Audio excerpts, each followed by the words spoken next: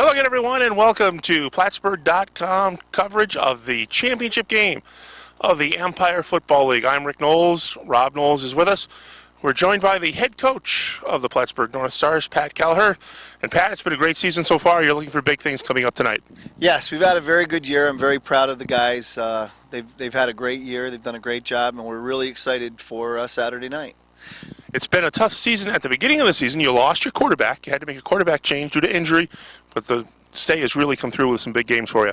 Yeah, we lost J.D. Moore against Vermont. He got hit right at the end of the game and had a what we thought was just a knee sprain. Turned out to be a meniscus tear and a slight ligament tear on the outside of his knee, and he hasn't been able to come back. And Ken has stepped in and done a wonderful job. Of course, he was our starter last year, so he had a full season's worth of experience, in that, and it was a close competition going into the season. Those guys went right neck and neck to the first game, actually, against Messina, where we split both quarterbacks 50-50 in that game. We made the decision to go with JD. Kenny has stepped in and done wonderfully. He's handled the team great. He's done a great job of preparing, but he did that anyways. I always used to say Ken stays a football player, not just a quarterback. He's a football player. When we made the decision to go with JD, we actually moved Kenny into the free safety position. We're rotating three guys in the safety position. He was doing a great job. So he's a player. He's a gamer. There's no doubt about it. Rob Knowles is going to be calling the game for you this evening, along with Goose Gagnon. We'll turn the mic over to Rob. Pat, it wasn't all that long ago that the organization, to be honest, was struggling. Go back a few years. What has allowed for the resurgence? I mean, clearly the organization, not only better on the field, but better all around. What really has helped make that happen? Well, I think the first thing that we did after the 2007 season, we sat down as a group and we decided to become a not-for-profit club, create a board of directors. We went out into the community and got some very important people to sit on our board of directors and kind of say, all right, we're going to run things, you're going to run the team, we're going to run the organization, and we're going to be, we're going to handle it in that way. And we've been very fortunate to do that. Our president, Ron Foster, has done a great job, and all of the people on the board, Deb Sorrell, Dave Bisa, Mac McCleary, they've done a great job of running all the things that I don't have to worry about, and they work very hard at it. So that's been good. My biggest focus, as far as the team goes outside of football, was to reestablish ourselves with the community. Prove to the community we're a good group of people. We want to do the right things. We want to be involved in the community, and, we want to put a good product on the field. And I think over the last 4 years we've done that. Let's go back and take a look and recall some of the key games or maybe the events that have happened this season. You got a real big win at home against the Vermont Ice Storm, which is always an arch rival game for you guys. And, of course, with Watertown Red and Black, we'll talk about them in a few minutes. But take us back through the season, maybe for those folks that are watching that don't get to all the games. Well, the first couple of games we kind of had to feel ourselves out. I would say the biggest change this year that we had from last year was kind of restructuring the offensive line. We had 2 or 3 guys that were back, but we lost some guys. We brought a couple of good old veterans back, Mike Archer and a few other guys that hadn't played in a few years. And I think it took a little while for the O-line to kind of come together and gel. So early in the season, that was probably an area that was a little bit of a concern. But I would say after a few games under the belt, once that group of guys took off and started to kind of take command, the rest of the team followed. We knew that we had a good core group of receivers. We knew we had a good core group of backs, and defensively, pretty much the entire team back. And we picked up a couple of guys that plugged in the gaps. So it was kind of the old line that sparked it. And once they kind of took off, after 2 or 3 games, we kind of took off as a team. Obviously, the Watertown win, here after being beaten by Vermont over there in a very close game, was the other turning point in the season. That was a big boost to the mentality of the team. Kind of like beating Quebec last year in the semifinals. I think the guys came to realize, hey, we can play with anybody. We can play with the elite of the Empire Football League. We deserve to be here. And, that Watertown win the first time convinced them of that again, and we've played very solidly since that point. Let's talk about your opponent for tonight, the Watertown Red and Black. No stranger to you guys. I'm sure you know each other extremely well. You've scouted each other a lot of times. What should we look for when the Watertown Red and Black have their offense out on the field? Well, first of all, their quarterback, Brian Williams, is a dynamic athlete. He's just a superior athlete. He's an option quarterback. He has great running skills. He throws the ball well. He's just an outstanding athlete. He makes their offense tick. So, defensively, you have to contain Brian Williams. They have a very good tailback in Joe Brennan. They've always been physical up front. They've always had good offensive lines, been very physical, and they have a decent receiving core. But offensively, it evolves around Brian Williams, the quarterback, and the power run game and the option game. One thing that's amazing, we're in October and the mosquitoes still aren't dead here at Bailey Avenue. They're swirling around us right now. I'm watching them flying around you, and they're flying right around me as well. Now, so offensively, it sounds like it starts with their quarterback. How about on defense? Defense, they have a tremendous linebacker core, and that begins with their middle linebacker, Mike Dumas. He's just a great middle linebacker. He runs the entire field. He's athletic. He's tall. He's very experienced. They have a very good defensive line. They're big. They're physical. They're a very, very solid football team. They're good on both sides of the ball. They're well coached, and they're very experienced. And but defensively, I think it starts with Dumas. He's the field general out there for them, and he's an outstanding middle linebacker. Take us back through the game that you played against them earlier in the year. What happened in that football game? You guys were victorious in that game. Talk about that game against the red and black that you played in the regular season. Well, that was an interesting game because we came out of the gate. We took the opening drive and drove the field and we scored, and I think that was a big boost of confidence for us and maybe a little bit of shock for Watertown. And after that initial score, we kind of both settled in and started hammering away on each other. But defensively, we were very stout and we created some turnovers. We had some big hits in the run game, which caused some fumbles. We had an interception, and defensively we got some takeaways that we needed to get. And offensively, we stayed relatively balanced. Kenny threw the ball very well. We had some big games in the big plays in the passing game. Jordan Kelleher had a big 82-yard touchdown run on a quick hitch, and Trevor St. Clair just made an absolutely fabulous catch in the corner of the end zone, and that got us out of the gate 14-0. And then we ran the ball, effectively enough that Watertown was forced to stay in their base defense and just defend both run and pass. And we didn't turn the ball over. We didn't make any mistakes. And that was big, too, because they're too good of a team to do that, too.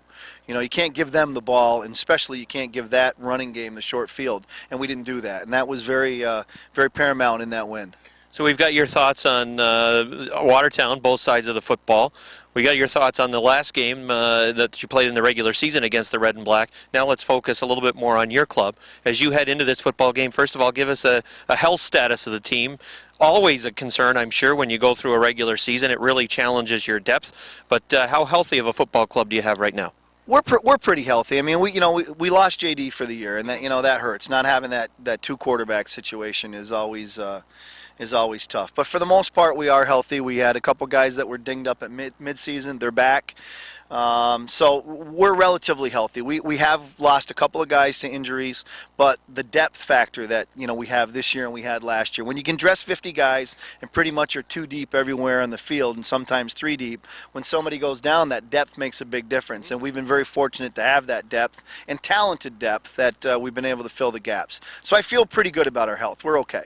And now let's talk about your offense as you go into the game. The one thing, of course, is nobody's going to see this until the game's already been played. So you can tell us any secrets, perhaps, and nobody will really know about it. Offensively, any different wrinkles, perhaps, as you go into the game, or some type of plan that you have in mind as you go into this championship game? Well, no really crazy wrinkles, to be truthful. I think, Coach Agulia's got a very solid offense. Mm-hmm. He's got a good offensive plan, and we've kind of stuck by it. So, our plan is pretty much what we've done all year, to try to be as balanced as we can, running and throwing the football, give what they're going to give us. If teams are going to stack 8 or 9 in the box, we're going to throw the football. Mm-hmm. If teams are going to try to, like Amsterdam did the other night, they came out and tried to play 2 or 3 down linemen and drop 8, and we started running the football right at them. And then when they came back in the box, then we threw the ball. Mm-hmm. So Coach is very good about that. Scott is very good about taking what a defense will give you and trying to exploit it as best we can. We have a wildcat package that we throw in there with Harry Rasco, who has really come on at the second half of the season. He's a very effective back, can throw the football out of the wildcat. So that has been a nice added package for us the second half of the season. So, we're going to go into this game like we have every other game, and we're going to see what Watertown, how they want to play us, and we're going to try to exploit what we can. How about on the defensive side of the football? What will you do to try to contain their quarterback? Well, I've emphasized all week, we've got to contain Brian Williams. We've got to be prepared to play assignment football for the option. He is as dangerous as any player in the league if he's in open space. So you have to account for him. You have to force him to pitch the ball, get it to the backs, not allow him to get out of the box, and not allow him in free space. So we're really concentrating on assignment football. Everybody know their assignment, know who's got quarterback, know who's got pitch. D-line's got to be very physical up front and attack, and that's what we did the first game, and we were very successful. So that's what we plan on doing again, Saturday night, and hopefully the secondary, like they did the first game, stays home, stays focused. Because in a run-dominant offense, you can get sleepy back there. Mm-hmm. You can get mesmerized and come up and try to play the run, and then bang, this guy will hurt you downtown. He can throw the ball, and they got receivers that can run by you. So assignment football is going to be very important. The heart of this program has always been the local high school athlete that graduates from high school and then perhaps goes on to college or some type of job or professional career. And I hear a lot of the names that you're saying, and they're names that I recognize from high school within the last 5 to 10 years. Oh, absolutely. We're very, North Country dominant. I mean, we do have a few guys from out of town. J.D. Moore was an example, a young man from North Carolina and played at Wingate University that fell into our lap. But, I mean, you look at the bulk of the guys on our team, they're guys that are from, Peru, Beatmantown, Plattsburgh High, Seton, Osable Valley, Ticonderoga, Malone, that have either relocated here to Plattsburgh or going to school at Plattsburgh State or have gone on to play in college and have come back to the area to work, and they're playing football here. And it's great. And you're right. It's some of these guys are who's who of former high school athletes that did very well in the CVAC. And I know sometimes on a Saturday night it can be tough to attract a large crowd, but I would bet that attendance has been up for you guys this season. Yeah, I think during the bulk of the summer we have to compete with the racetrack, and it's understandable. And we've had good crowds, and I'm very appreciative of the fans, the locals that come out, and the loyal fans that we've had. The last couple of weeks we've had very good crowds, and we're really hoping for a great crowd Saturday night. Now, what potentially happens for the club if you end up being victorious in the championship game? Then what goes from there? Well, there's a couple different options or avenues you can get. One is called the Harvest Bowl, and that's an 8 to a 12 team competition from champions and runners-up from the various semi-professional leagues in the Northeast, and that's a possibility. We've already been invited to the Harvest Bowl, and that's something that we will consider. The difficult thing about the Harvest Bowl is that it's very spread out from Boston to New York to Philadelphia to to Buffalo, and so it can be expensive. Travel can be a very big part of it, and it can get expensive if you're on the travel end of things. But over the last 5 to 6 years, there's a couple of organizations that have started these January bowls for semi-professional teams throughout the country. If you have a good year and you are a good organization, you could get an invite to one of these bowls down in Florida. And our league, the Empire Football League, has an outstanding reputation in the Northeast and throughout the eastern part of the country for being a very good semi-professional league. In the last 3 years, our league champion has been invited down to one of those bowl games each year, and they've done very well. They've competed very well. Vermont won a game down there and lost a very close game. Watertown lost a very close game last year. So we've done well down there. So that is also a possibility, and we've been contacted by some of those organizations also. So we're kind of excited about that too. Did you say Florida in January? I did say Florida. Wow, geez. Wouldn't you hate to go down there in January? That would be tough, wouldn't it? That would be tough. Well, I know I'm looking forward to the game on Saturday night. As you know, we're pretty busy at Airborne Speedway on Saturday nights, which you mentioned, but it'll be a chance for me to see your football team play in a big game, and should be a lot of intensity and a good rivalry between the two squads. So I'll wish you the best of luck, and I'm looking forward to the game. Yeah, we're looking forward to it. It's the first time that Plattsburgh has ever hosted the Empire Football League Championship in its 20-year history. It's only the second time we've played in it. Obviously, last year was our first time, so we're real excited about it, and we're hoping that Plattsburgh turns out, the North Country turns out, and we give them what they want. I'll give it back to Rick now, and maybe he's got a zinger of a question for you to wrap things up. Not much of a zinger of a question, but one final question, and that: what are you looking for a final score? Are we looking for something in the teens and the 20s, a high-scoring game? You think the defense will control things? Well, traditionally, we've been two very tough defensive teams, and over my several years in coaching, well, my 4 years of coaching with the North Stars, our games have been pretty tight. You know, less than 3 touchdowns, and I'm expecting that kind of a game. You know, something to the effect of 21-14, 14-7, 14-10, that kind of a game. That's what it has traditionally been between Watertown and Plattsburgh.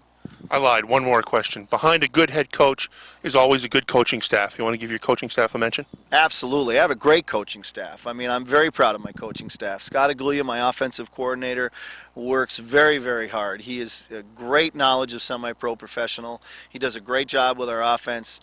Tom Sorrell, Jim Godfrey, my offensive and defensive line coaches. Troy Canada joined the staff this year, a longtime North Star, a longtime Vermont Ice Storms. 17 years of football between the Ithaca College and the semi-pro ranks. He's given us a great wealth of knowledge in the passing game, receiving game, and special teams, because he was such a good special teams returner. And my son Brandon this year came onto the staff. 6 years he was a key running back for the Stars. He's the leading rusher in the history of the Stars, and he's done a nice job with a very young running back core that we have. 2 and 3 years of experience at the most with those guys, and he's done a nice job with them. So my coaching staff is good, and we wouldn't be here without the hard work that they put in. Well, we wish you good luck in tonight's championship game, and without further ado, let's head up to the broadcast booth for tonight's opening kickoff.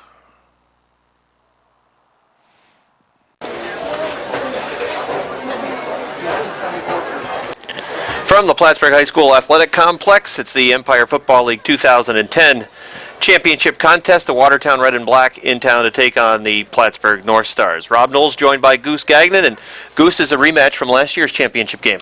Yes, and it was a very close game and classic matchup, Rob. The Plattsburgh North Stars against the Watertown Red and Black. It goes back for many, many years. I can remember in my mind how these two teams have had some classic matchups, going back to Al Countryman that played for the Red and Black, to Jay Pasolacqua for the North Stars, intercepting a pass at the end of the game to seal the victory for the North Stars. Boy, Goose, you were really jogging the cobwebs today to bring back some of those memories, huh? Well, back in the day. Yep, and I was thinking on my way here, anybody that's been associated with the Plattsburgh North Stars, has a small part into this game tonight, and you're going to see a lot of alumni here at the game tonight, rooting the Plattsburgh North Stars on, because this was always the ultimate goal of any Plattsburgh North Star team, Lake City Star team, to win the championship. And the North Stars in search of their first Empire Football League championship. They appeared in the championship game last season. As we mentioned, this is a rematch. The Watertown Red and Black, the 2009 and defending EFL champions. These two teams played back on August the 21st. It was a 21-7 victory for the Plattsburgh North Stars. And coming into this matchup tonight, you just heard from Pat Kelleher at the beginning of our broadcast. And Pat Kelleher feels pretty confident that whatever Watertown throws at them defensively, they have something that can counter. Yes, Pat has done an excellent job organizing this team for this ultimate goal for this game tonight. He has his team really focused for this game. I expect the Plattsburgh North Stars to win this game tonight. When these two teams played back in August, the Red and Black held the North Stars to just 86 yards rushing on the ground, but it was a big game for Kenny Stay, who threw for 180 yards, 8 for 14 through the air with 3 touchdowns, did not throw an interception. And whenever you get into a big football game, Goose, turnovers always loom large. Oh, it certainly does, and especially when you're down in the red zone, you better take care of the football. Either if it's by the passing game or the running game, and you want to score a touchdown. You don't want to settle for a field goal. For the Red and Black, two names that we'll be calling a lot tonight. Their quarterback, Brian Williams, who does everything for this team, and the other top rusher that they have, Joe Brennan. This is a run-oriented offense, but they do have the ability to get the ball down the field through the air as well. Yes, they do, and Williams is a very good athlete, and he's going to cause some headaches defensively for the Plattsburgh North Stars, and they might have to make some adjustments on the goal during the game, but I'm looking for a real competitive game tonight. Last week, of course, the North Stars in their semifinal appearance really took it to Amsterdam, 31-0 here at home, while the Red and Black were duking it out with the Vermont Ice Storm. That's correct, and the Red and Black beat a very good Ice Storm team. So the Plattsburgh North Stars have their work cut out for them in this game. So let's look for a tight game, a close game, and maybe a turnover at the end of the game might be the difference in the ball game. We're looking forward to an exciting football game tonight. They're about set to announce the starters. We'll come back with the opening kickoff. You're watching the 2010 Empire Football League Championship contest from the Plattsburgh High School Athletic Complex on Plattsburgh.com.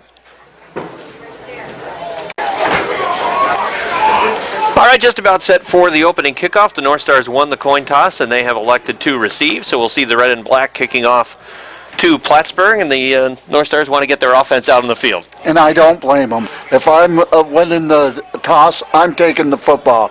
A lot of times you see now a lot of teams defer. Mm-hmm. I like to get that football. If I win the toss, I want my offense out there to score some points. Give you a chance to pick up some momentum early on. Exactly right. So the Red and Black will get their special teams unit out on the field. They'll bring the football out. The Red and Black will be moving left to right across your screen in the first quarter. North Stars will send their special teams unit out onto the field. Zach Blocker will go back for the North Stars along with Jordan Kelleher. They'll be deep. And teeing the ball up for the Red and Black is their kicker, Nate McKeever. So McKeever about set to put his toe into it.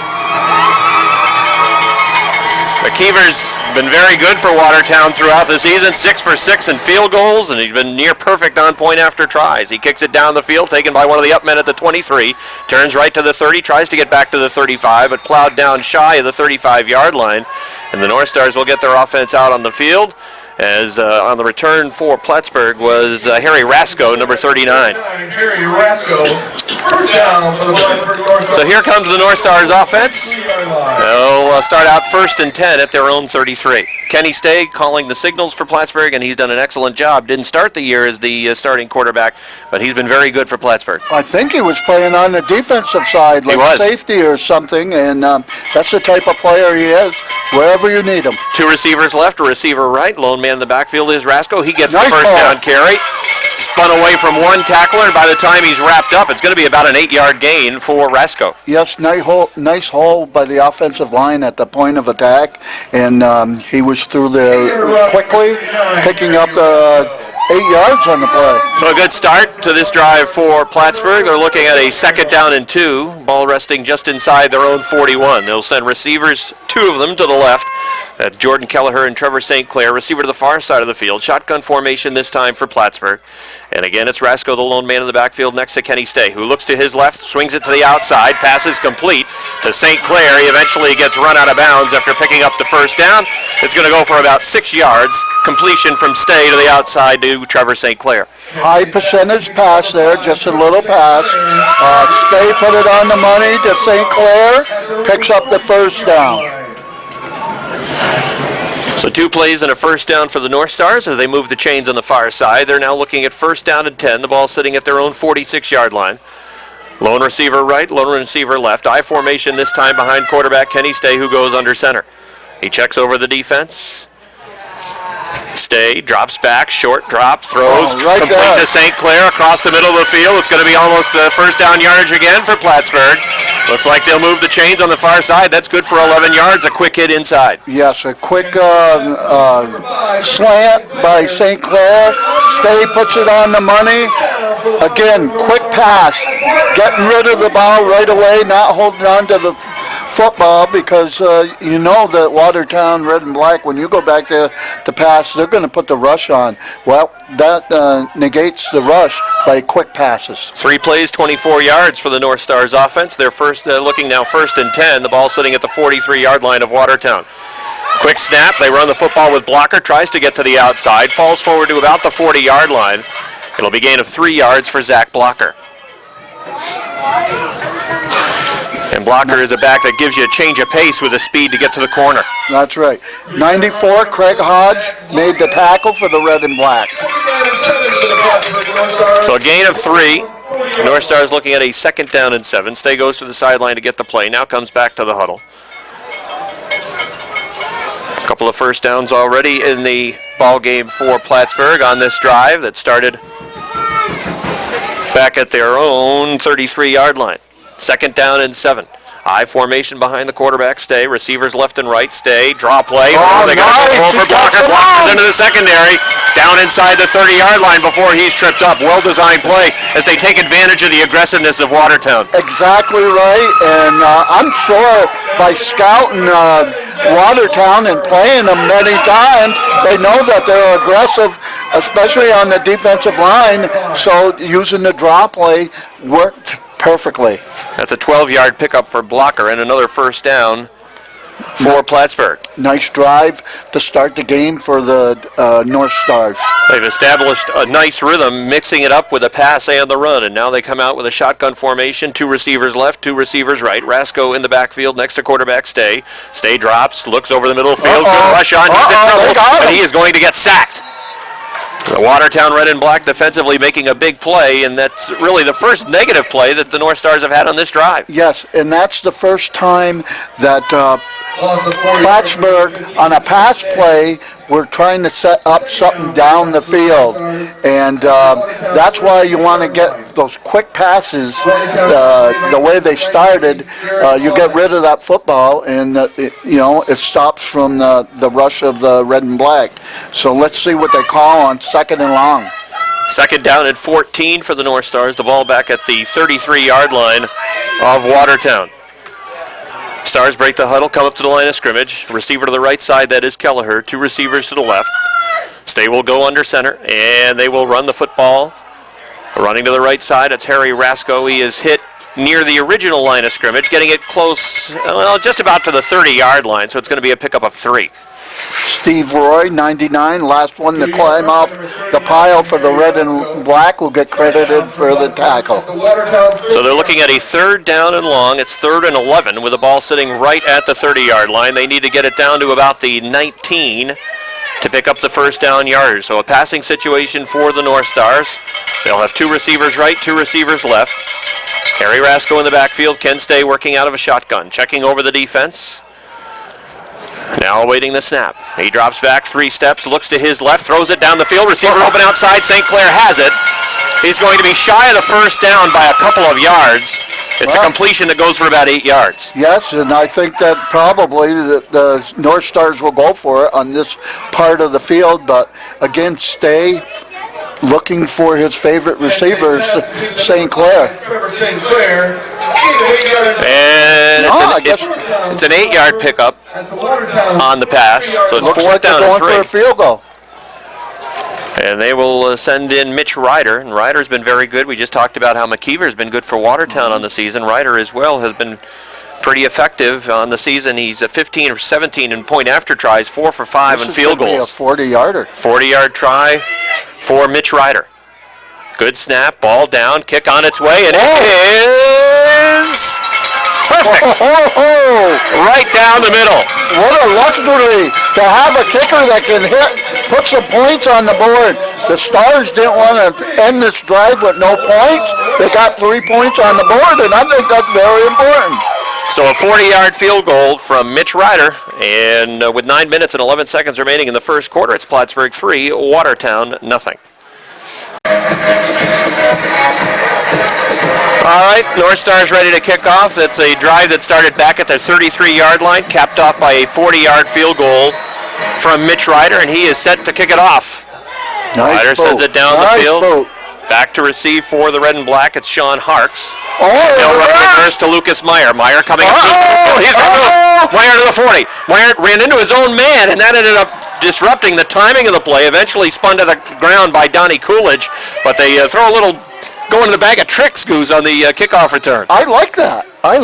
And they got excellent field position. So the red and black will start almost at midfield, their first offensive possession of the football game. 1st and 10 from their own 48. Championship game, you pull all out your bags of tricks because you don't have tomorrow. Goose, how about the beef on the front line for the red and black? Oh, my. No wonder why they have the top 2 leading rushers in the Empire Football League in the regular season. They'll come out with an I formation, bring a man in motion to the near side. On 1st and 10, they will run the football. That is Williams running left, and it'll be a pickup of about 3 yards on the play. Was it Williams or was it Joe Brennan? It might have been Brennan. I couldn't tell on that one. I think it was Joe Brennan. So Brennan, who is the team's second leading rusher. Of course, the leading rusher is the quarterback, Brian Williams.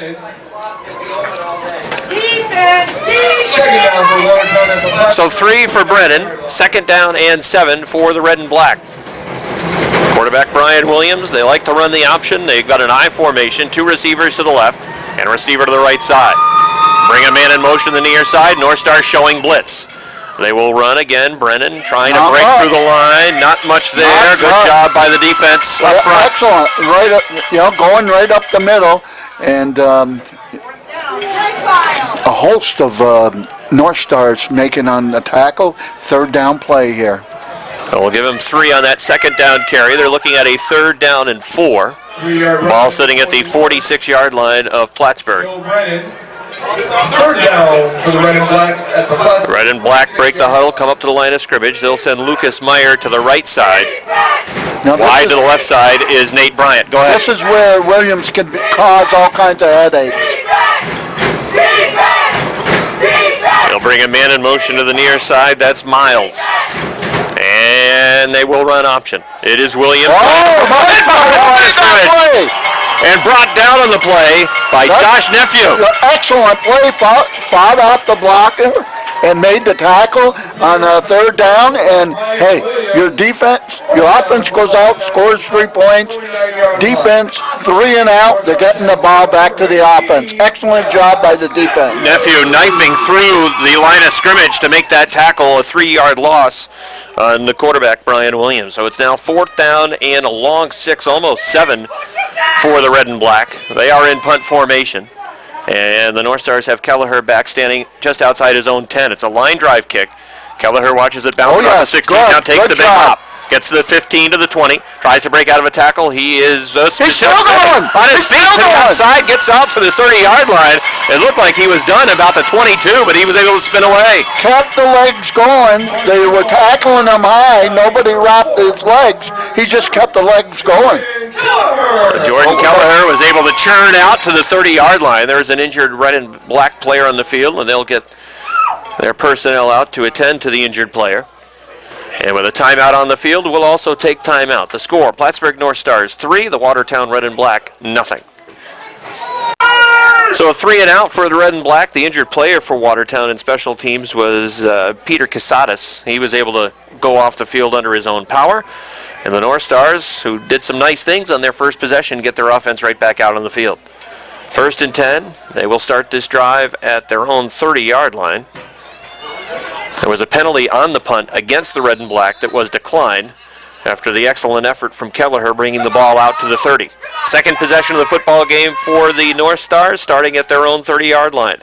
I formation, and they will run the football to the right side. Stood up at the line of scrimmage. They worked out of the I and well defended by the Red and Black.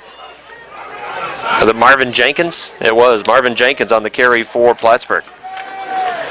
1 yard run. Jenkins will get 1 yard. North Stars will look at a 2nd down and 9. And that's what Kelleher talked about. If they try to stuff the run, which is what they're doing right now, committing a lot of players up near the line of scrimmage, then they also feel pretty good about Stay being able to get the ball down the field with his receiving core. Yes, and so far, his favorite receiver is St. Clair. And I'm sure that Watertown's going to make some adjustments so he doesn't get the ball. Oh, my! Play action, Stay is hit, and he is dropped. As unblocked off the left side was Demetric White. And he said, "How do you do, Mr. Quarterback?" And he planted him like a flower in the spring. That's a big loss on the play. That moves the football all the way back to about the 23-yard line. So the North Stars are going to be looking at a 3rd down and 17. All right. Now, I wouldn't try anything too dangerous here, deep in your own territory, but maybe like a little screen pass right now? Well, we saw the draw work effectively for them, but the red and black will be dropping players back in coverage, it looks like. Right now they've got 3 men up on the line of scrimmage, and now they're shifting players up front defensively. North Stars will work out of the shotgun. 2 receivers right, 2 receivers left. Harry Rasco is the lone man in the backfield with Kenny Stay. Red and black showed blitz, now dropped out of it. Throwing to the outside for Kelleher. Pass is caught. And he went down to the ground. The ball came loose, but they'll rule a catch, and he moves it out to the 30-yard line. It's a gain of 7, but well short of the first down. So the North Stars will have to punt the football away. Yep, I think they just wanted to get it downfield a little bit, give them a little bit more room to punt the football, and not trying anything too dangerous. Pickup of 6 on the play for the North Stars, looking at a 4th down and 11, and they will punt it away. Good snap. High punt down the field. Nice. Red and black receiving. And wiped out on the play was Lucas Meyer, who was back to receive the punt. And downfield making the coverage in special teams was Andrew Price. Wait. I know that name. I know that name from Little League even.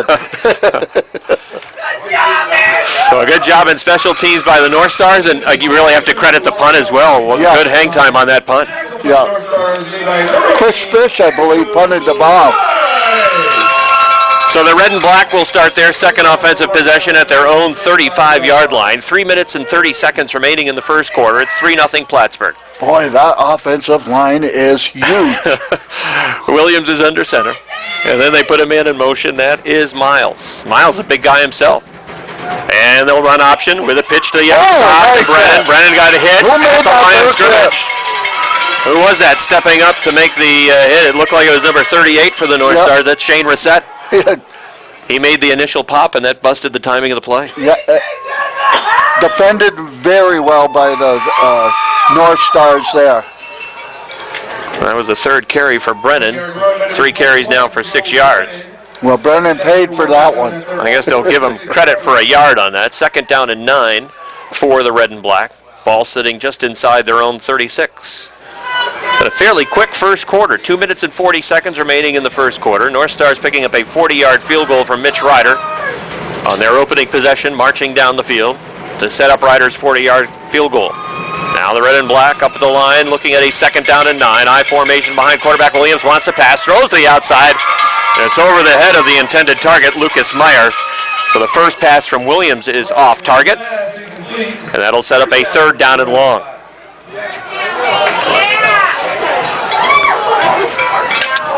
Right off the mark there on that one. So 3rd down and long, and that's what you want to do, is make the red and black, throw that ball downfield, trying to pick up a 1st down. Lucas Meyer went up to try to make a play on that one, but that was a good 1.5 feet over his outstretched fingertips. 3rd down 9, red and black working out of a shotgun. Williams has 2 receivers left, 2 receivers right, bring a man in motion to the near side. Awaiting the direct snap is Williams, there it is. He looks over the middle of the field, now throwing the ball deep downfield, and it is incomplete. Oh, the referee's ruling. That's awful, the ball hit the ground. He still doesn't have it. They can't call that a catch. That's an awful call. That is terrible. That's awful. Are you kidding me? No. That ball wasn't even close to being a catch. It clearly hit the ground. Those referees should all get together. That's awful. And see if somebody else saw something and get it right. Oh, terrible. So that pass is complete down the field to Lucas Meyer. And Meyer was laughing all the way back to the huddle. A 25-yard completion down the field to Meyer. A gift from the official. Ball clearly hit the ground. Meyer never even came up with a football. Didn't get off the ground. Direct snap. Williams He's got right. some room. Room on the left side into the secondary. Nice tackle on the outside. As making the tackle for Plattsburgh was Earl Parks. Earl Parks, yep. But not until it was about a 7-yard pickup for Williams. Now this drive continues on it's an atrocious call. I was surprised. I couldn't believe he called it. Well, he called it too soon. First of all, he started to move before the end of the play. He went to mark the spot before the play was completed, and I don't think the referee followed the play to its completion. Second down and 4 for the red and black. So the defense will have to make another stop on this drive. High formation for the red and black. They will run Brennan right side. Has a big hole into the linebacking core of the North Stars. He's going to be close to a first down yardage, and I think he's going to have it. I think he is. Shane Reset again on the tackle. It's a pickup of 5 on the play for Brennan. That moves the chains. Another first down for the red and black. 2 first downs on this drive, and now they're knocking on the door of the red zone. First and 10, red and black. Ball sitting at the 23 of Plattsburgh. Receiver wide right. That is Lucas Meyer. They've also got a receiver wide to the left side. Bringing off the wing, Miles. And they will run Brennan. Brennan again into the secondary. First down yardage, and he's just tripped up inside the 10-yard line. A touchdown-saving tackle again by Parks. And the running game and that huge offensive line is winning the battle up front. That's a 13-yard pickup, and that's the final play of the first quarter. So when we continue in the second quarter, the red and black will be knocking on the door. They're in the red zone. They trail 3-0. You're watching the 2010 Empire Football League Championship from the Plattsburgh High School Athletic Complex. The North Stars 3, the red and black 0. Stay tuned. More of the championship game coming right up. First and goal for the red and black. It's the first play of the second quarter. They break the huddle and come up to the line of scrimmage. They'll put a receiver to the left side. That is Nate Bryant. High formation, receiver to the right side. That is Lucas Meyer. Williams will bring Miles in motion. Williams takes the snap, runs it with Brennan. Brennan running between the tackle, broke out of one tackle, moving it forward inside the 5. Didn't look like it was going to go for much, but he was able to find running room. And again, that huge offensive line is getting the push up front there, and Watertown's content of just running the football. This drive started, of course, back at the 35-yard line. The ball sitting now at the 5. Brennan has done the bulk of the work on this drive for Watertown. Williams will bring him up to the line of scrimmage, and we've got a timeout on the field. The officials checking perhaps the spot of the football. No, might be an equipment problem. Oh, there is a flag down. Oh, I didn't see a flag. Did you see a flag? No, I didn't. Oh, there is an illegal substitution. Must have had too many men on the field. Against the North Stars. First penalty of the football game against Plattsburgh. Too many men on the field. So they'll move it half the distance to the goal. Second and goal now for the red and black. Red and black looking to take the lead, trailing 3-0. Full house backfield this time for the red and black. Williams under center. Williams has a wall of blockers out front, turns to the goal line. Touchdown, Watertown. From 3 yards out, quarterback Brian Williams gives the red and black the lead. Williams just rolled out to the right and saw the end zone and protected the football, put his head down, and hit pay dirt. Keep playing that drive, Goose. The completion down the field and the missed call on the sideline. The incompletion as far as we're concerned. So the point after try for the red and black on is Nate McKeever. McKeever will try to put the red and black up 7-3. Kick is up, and it is good. So the two teams head upfield. The score now, Watertown 7, Plattsburgh 3. Empire Football League Championship continues on Charter Cable as well as Plattsburgh.com right after this. 8 plays, 65 yards, 7-3. Pretty impressive drive, but again, the play that people are still talking about.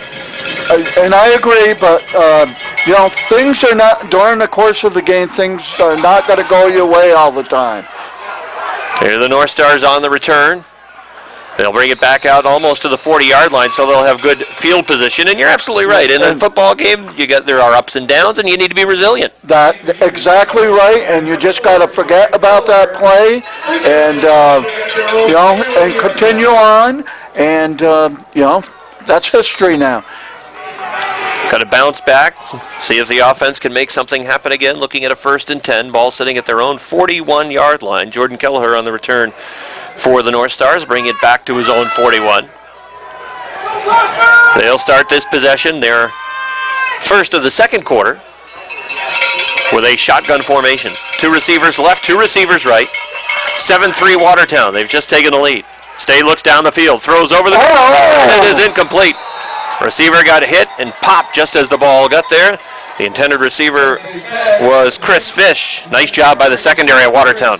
Yeah, and I was impressed with Stade put the ball. Put it up high, couldn't be intercepted, and Fish almost came up with the completion. He got popped. That's the first incompletion of the football game for Stay. He was 4 for 4 until that pass, and that was right on the money. But credit the defense. Fish got both hands on the football, but as he did, the timing on the hit was perfect. 2nd down 10 for the North Stars. They'll work out of an I formation this time as they'll put Stay under center. They have receivers left and right. And they'll bring a receiver, St. Clair, in motion from the near side. They'll pitch Blocker. Blocker gets a block. Oh, he got hit and dropped. Oh, my. Nice play defensively from the red and black. That was Mike Dumas who made the hit and just dropped Blocker. He picked him right up off his feet and leveled him. Law of physics right there, Goose. A guy much bigger runs over a guy that's smaller, and you go flying through the air. 3rd down and 13. Well, momentum has certainly swung in favor of the red and black. Clock rolling with 12:40. It certainly has, and I think what has to do is that huge offensive line for the red and black.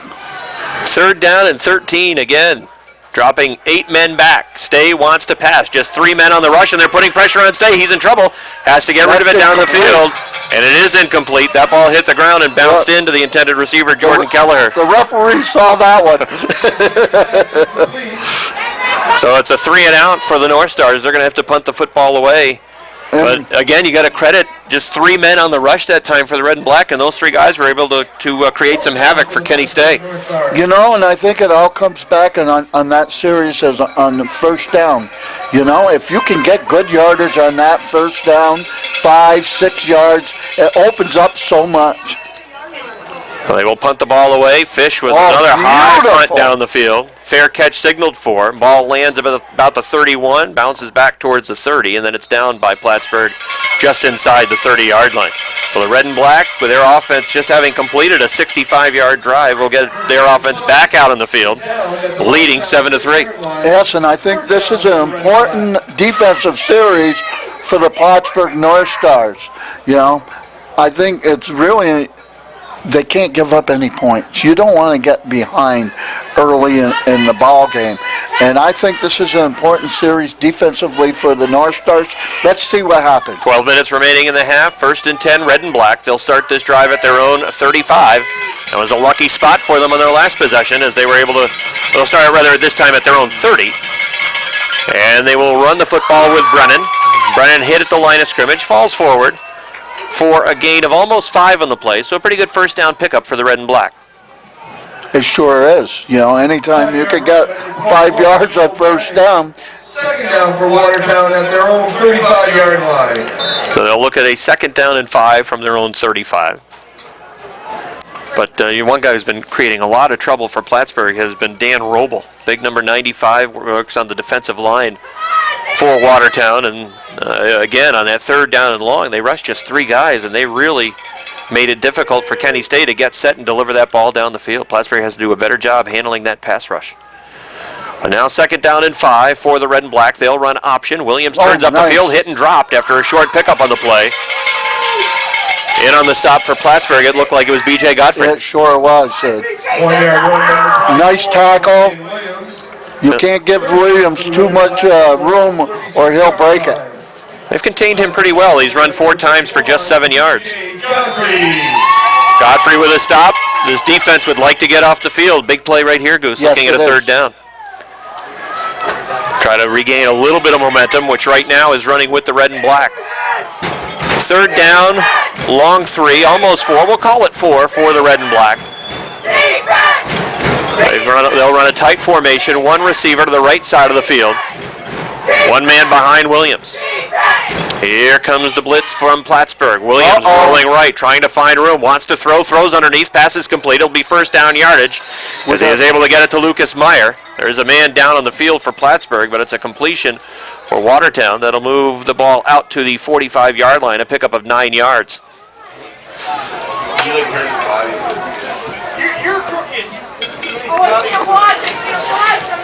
So there's an injured North Star on the field as they'll move the chains on the far side, and again, a big 3rd down completion for Watertown. Yep, and Williams was able to get away from the rush, find the open man, pick up the 1st down. That is the 5th 1st down of the football game for Watertown. Plattsburgh's picked up 3 1st downs to this point, all of them on the initial drive. And So the injured player for the North Stars being assisted to his feet. And he will gingerly come off to the near sideline. That is Nick Norris, who will be assisted to the near side. Nick is one of the Vermonters on the team. He's from Sheldon, Vermont, played at BFA St. Albans.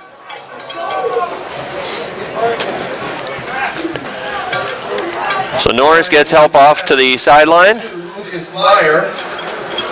Williams and the Watertown Red and Black offense looking at a 1st and 10 from their own 45. Clock rolling again with 10 minutes and 5 seconds remaining in the 1st half. 7-3 Watertown as they approach midfield. They'll send a receiver to the left side. That is Nate Bryant. They've got a receiver right as well, Lucas Meyer.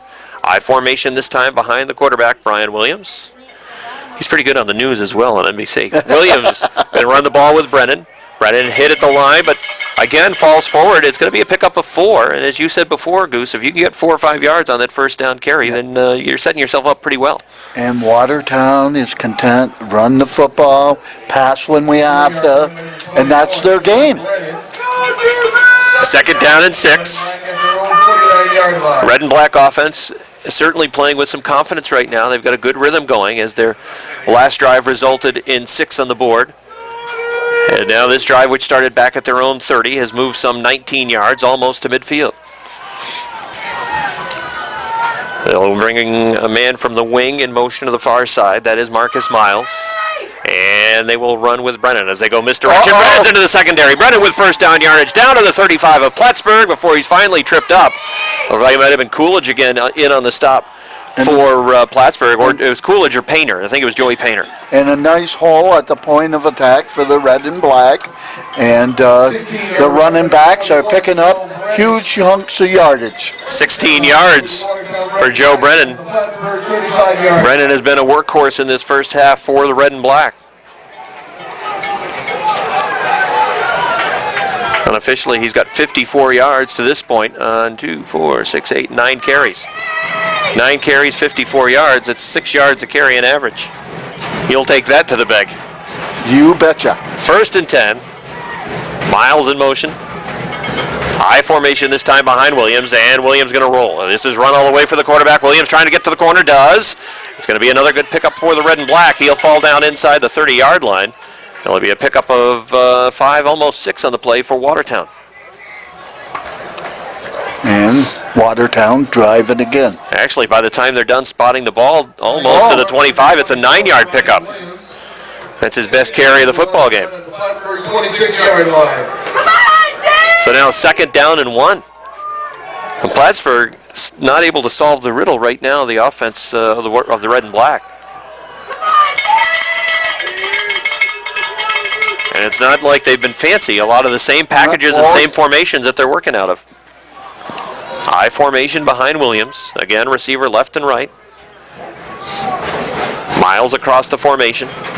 And it's Brennan. Brennan right side. Again. Hit just past the line of scrimmage. I think he'll fall forward and get the first down. First down.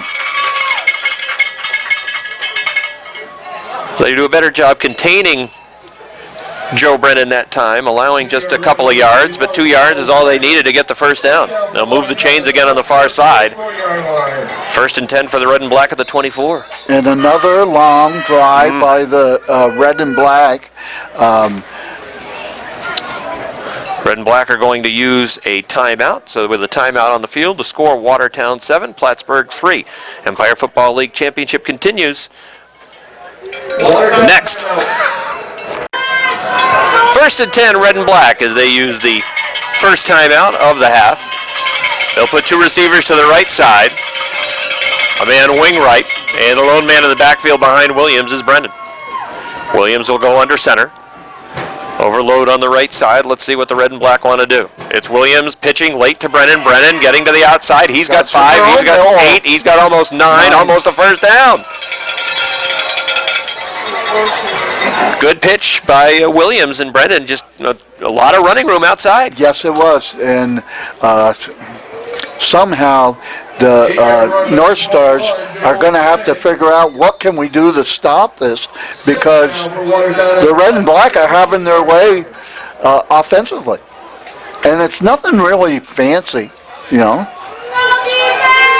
8-yard pickup for the Red and Black.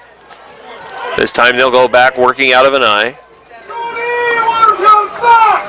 7-3, Red and Black. Knocking on the door. They're back in the red zone. 2nd down, short 3, long 2. Brennan cuts right. And falling inside the 15-yard line, he'll have another first down. Another first down. What's the first down count? Well, let's see. My unofficial tally is, I'm going to say that's first down number 8 for the Red and Black in the first half, compared to 3 for Plattsburgh. You know, and by having this successful running game, keeps the ball out of the hands of the North Stars offense. What's the old adage? The best defense is a good offense? That's exactly right. Defense is there all resting over there, enjoying the scenery. Yeah, and this is their game plan. You can see that is run the football and keep the North Star offense off the field. 1st and 10, Williams under center. And he'll keep now. Late pitch to Brennan. Brennan, nice play to get the football. Tries to get to the outside. Turns the corner inside the 10. Knocked out inside the 5-yard line. Looks like about down to the 2. It'll be 1st and goal. Another late pitch from Williams. You see Brennan just reach out with the left hand and just snag that football. Yeah. One-handed grab. 11-yard run by number 21, Joe Brennan. First down for Watertown at the Plattsburgh 2-yard line. Another good run for Brennan. Another first down pickup. It's 1st and goal for the Red and Black, and these last 2 drives have been too easy, Goose. Yes, this is not good for the North Stars, and this is putting a lot of pressure on the offense that the next time they get the ball, they're going to have to put some points on the board, and they're going to have to open it up a little bit. Well, you don't want this to get away. Timeout on the field with the Red and Black, again, knocking on the door. They'll have it 1st and goal when we come back. All right, back, 1st and goal for the Red and Black. They'll have it just inside the 2-yard line, full house backfield. Brian Williams under center. Tight formation for the Red and Black. Let's see if the North Stars can rise to the occasion. They will run left side, hit, and drop at the line, or perhaps just behind the line of scrimmage. A nice job defensively from the North Stars, as that was Brennan on the carry. On that timeout, I was watching Coach Kelleher, and it looks like, I can't read lips or anything, but... work on that. Yeah, I'll work on it. He was really scolding his defense and saying, we're going to stop them here. Let's see. So perhaps a loss of 1 on that play as they move it back to the 3-yard line. I thought it was just inside the 2. So second and goal, again, full house backfield. Williams got the wall of blockers out front. Trying to turn it upfield. He's hit near the line of scrimmage. Minimal gain on the play, if any at all. So 2 for 2 for the defense. Yes. Williams, no gain on that play. Third and goal.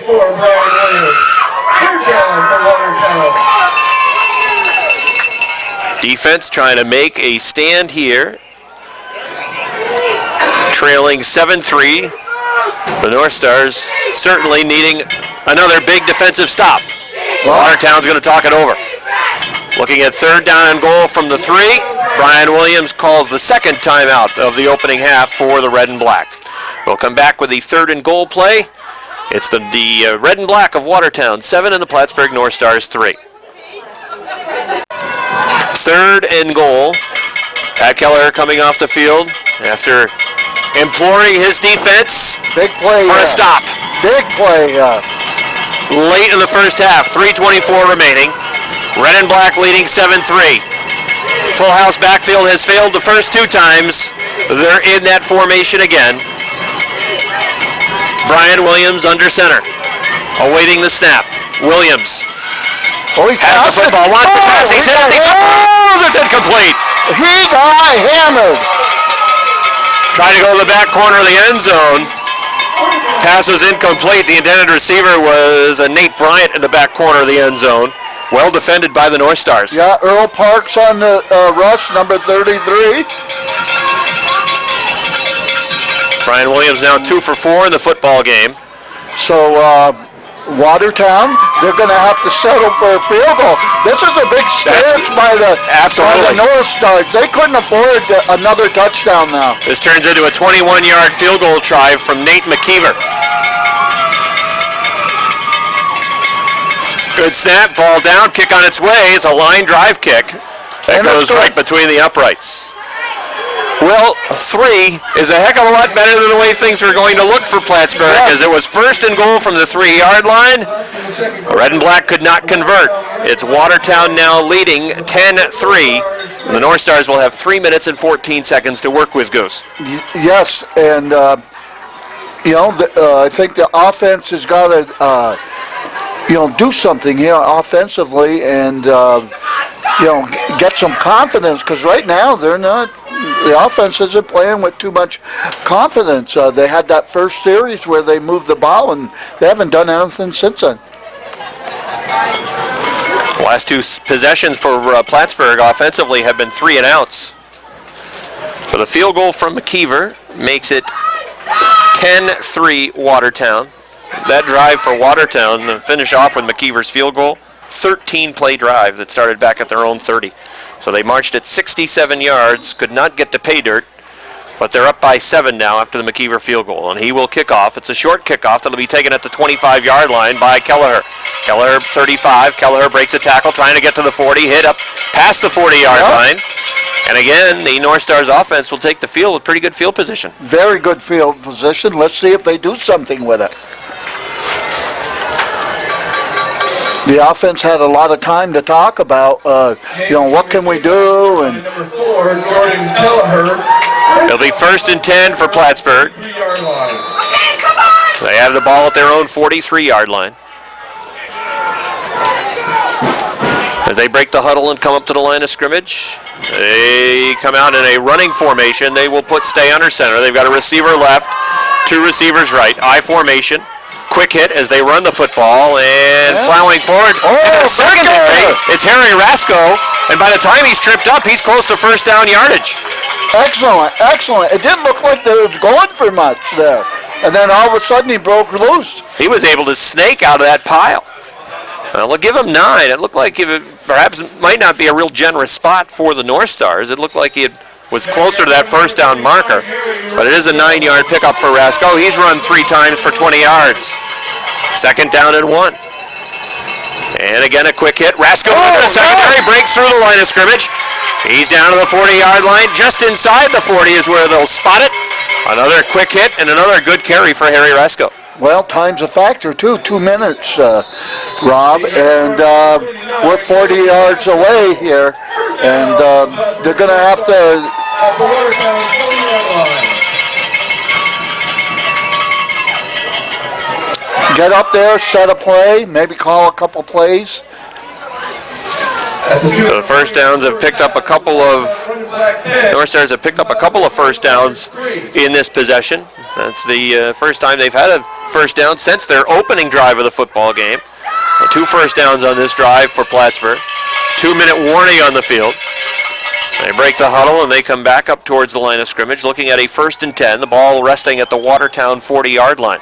It's been a very quick-moving first half. 10-3 Watertown.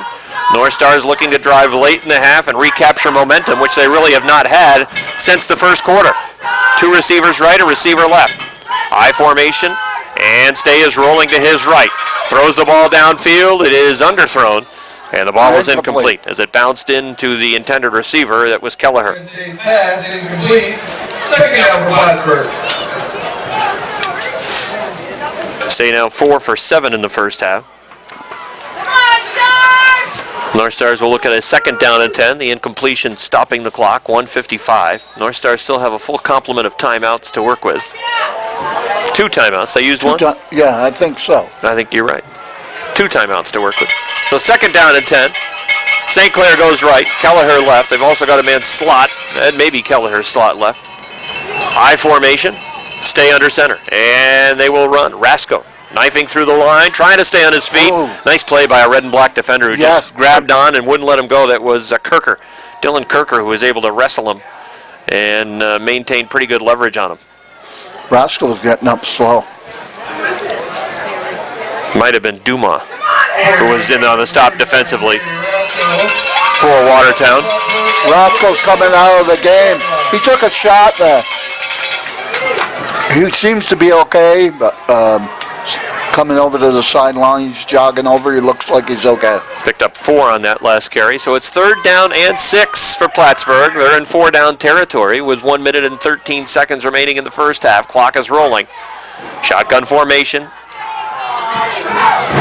2 receivers right, a receiver left. Stay looks down the field. North Stars pick up the pass rush. Way off the mark. Well overthrown as they had St. Clair on the outside, but it went well over his head. And now the North Stars will be looking at a 4th down and 6. And again, 4-down territory here for Plattsburgh. You don't gain much if you really punt the ball here. So big 4th down play upcoming for the North Stars. Stay was hot to start the football game, 4 for 4. He's 0 for his last 4. Now 4 for 8 overall. 4th down and 6. 1 minute straight up remaining in the first half. 10-3 Watertown. North Stars trying to continue this drive. They've got 2 men in the backfield next to their quarterback, Kenny Stay. 2 receivers left, receiver to the right side. Stay takes the snap. Looks down the field, throws outside, and it is complete. It'll be good for a 1st down. Did he get out of bounds? I think so. They'll spot it inside the 30, and it does stop the clock. Boy, Stay put the ball on the money there. Nice catch by, was it Fish that made the catch? I think it was. Back 29-yard line. Good for 7 on that pass. And move it down inside the 30-yard line, spotted at the 29 of the red and black. 1st and 10 for Plattsburgh. 2 receivers right side. Fish and Kelleher. Receiver to the left side, St. Clair. Same formation that clicked on that 4th down conversion play. Stay looks down the field, throws across the middle. Fish was open, but the ball was a little bit too far in front of him. Yes, it was. And Fish was open there. And that would have been a big play. A couple of red and black were in the area, though, and they were lurking, waiting to lower the boom like they did earlier in the first half on Chris Fish. They were looking for another fish sandwich. 2nd down and 10 for the North Stars. A fillet of fish, that's correct. 48 seconds remaining in the first half. Ball at the 29. 10-3, red and black. Fish and Kelleher right, St. Clair left. Shotgun formation. Red and black show blitz, then fall out of it. They're going to run a draw play.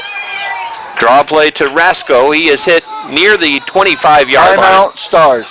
And Plattsburgh will use a timeout. I think his forward progress brought him down to about the 25, so it's a pickup of 4.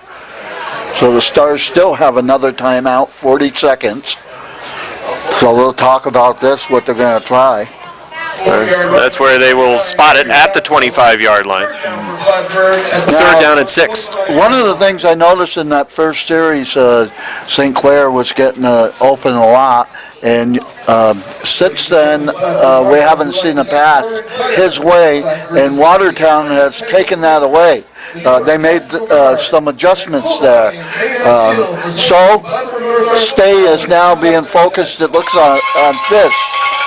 With 40 seconds remaining and just one timeout, ideally you'd like to hang on to that timeout in case you might need it perhaps to set up a field goal try. Do you have to be a little more careful over the middle of the field, or you still have a chance with 40 seconds left? Can you still work the middle? Yes, you can, because you still have that one timeout. Third down and 6. They've got 2 receivers right, receiver left. Stay shotgun. Looks over the left side, throws it to the outside, and it is incomplete. Off the hands of Trevor St. Clair, who was well covered on the play. He was well covered. Todd Keachel was in coverage for the red and black. Is that an 18 or on the far side? No, I think it was. It was Keachel on the outside. So right on his back. Yeah. So they're going to go for a field goal here, and this is going to be a long one. Well, they'll put Mitch Ryder back out on the field and see if he can account for 3 more.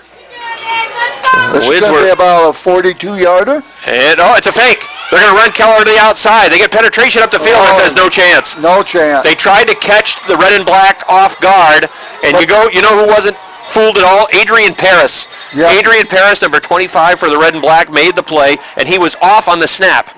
And as soon as he read the snap, he was up the field, and he was in the face of Kelleher almost as soon as he tried to turn upfield and make something happen with the football.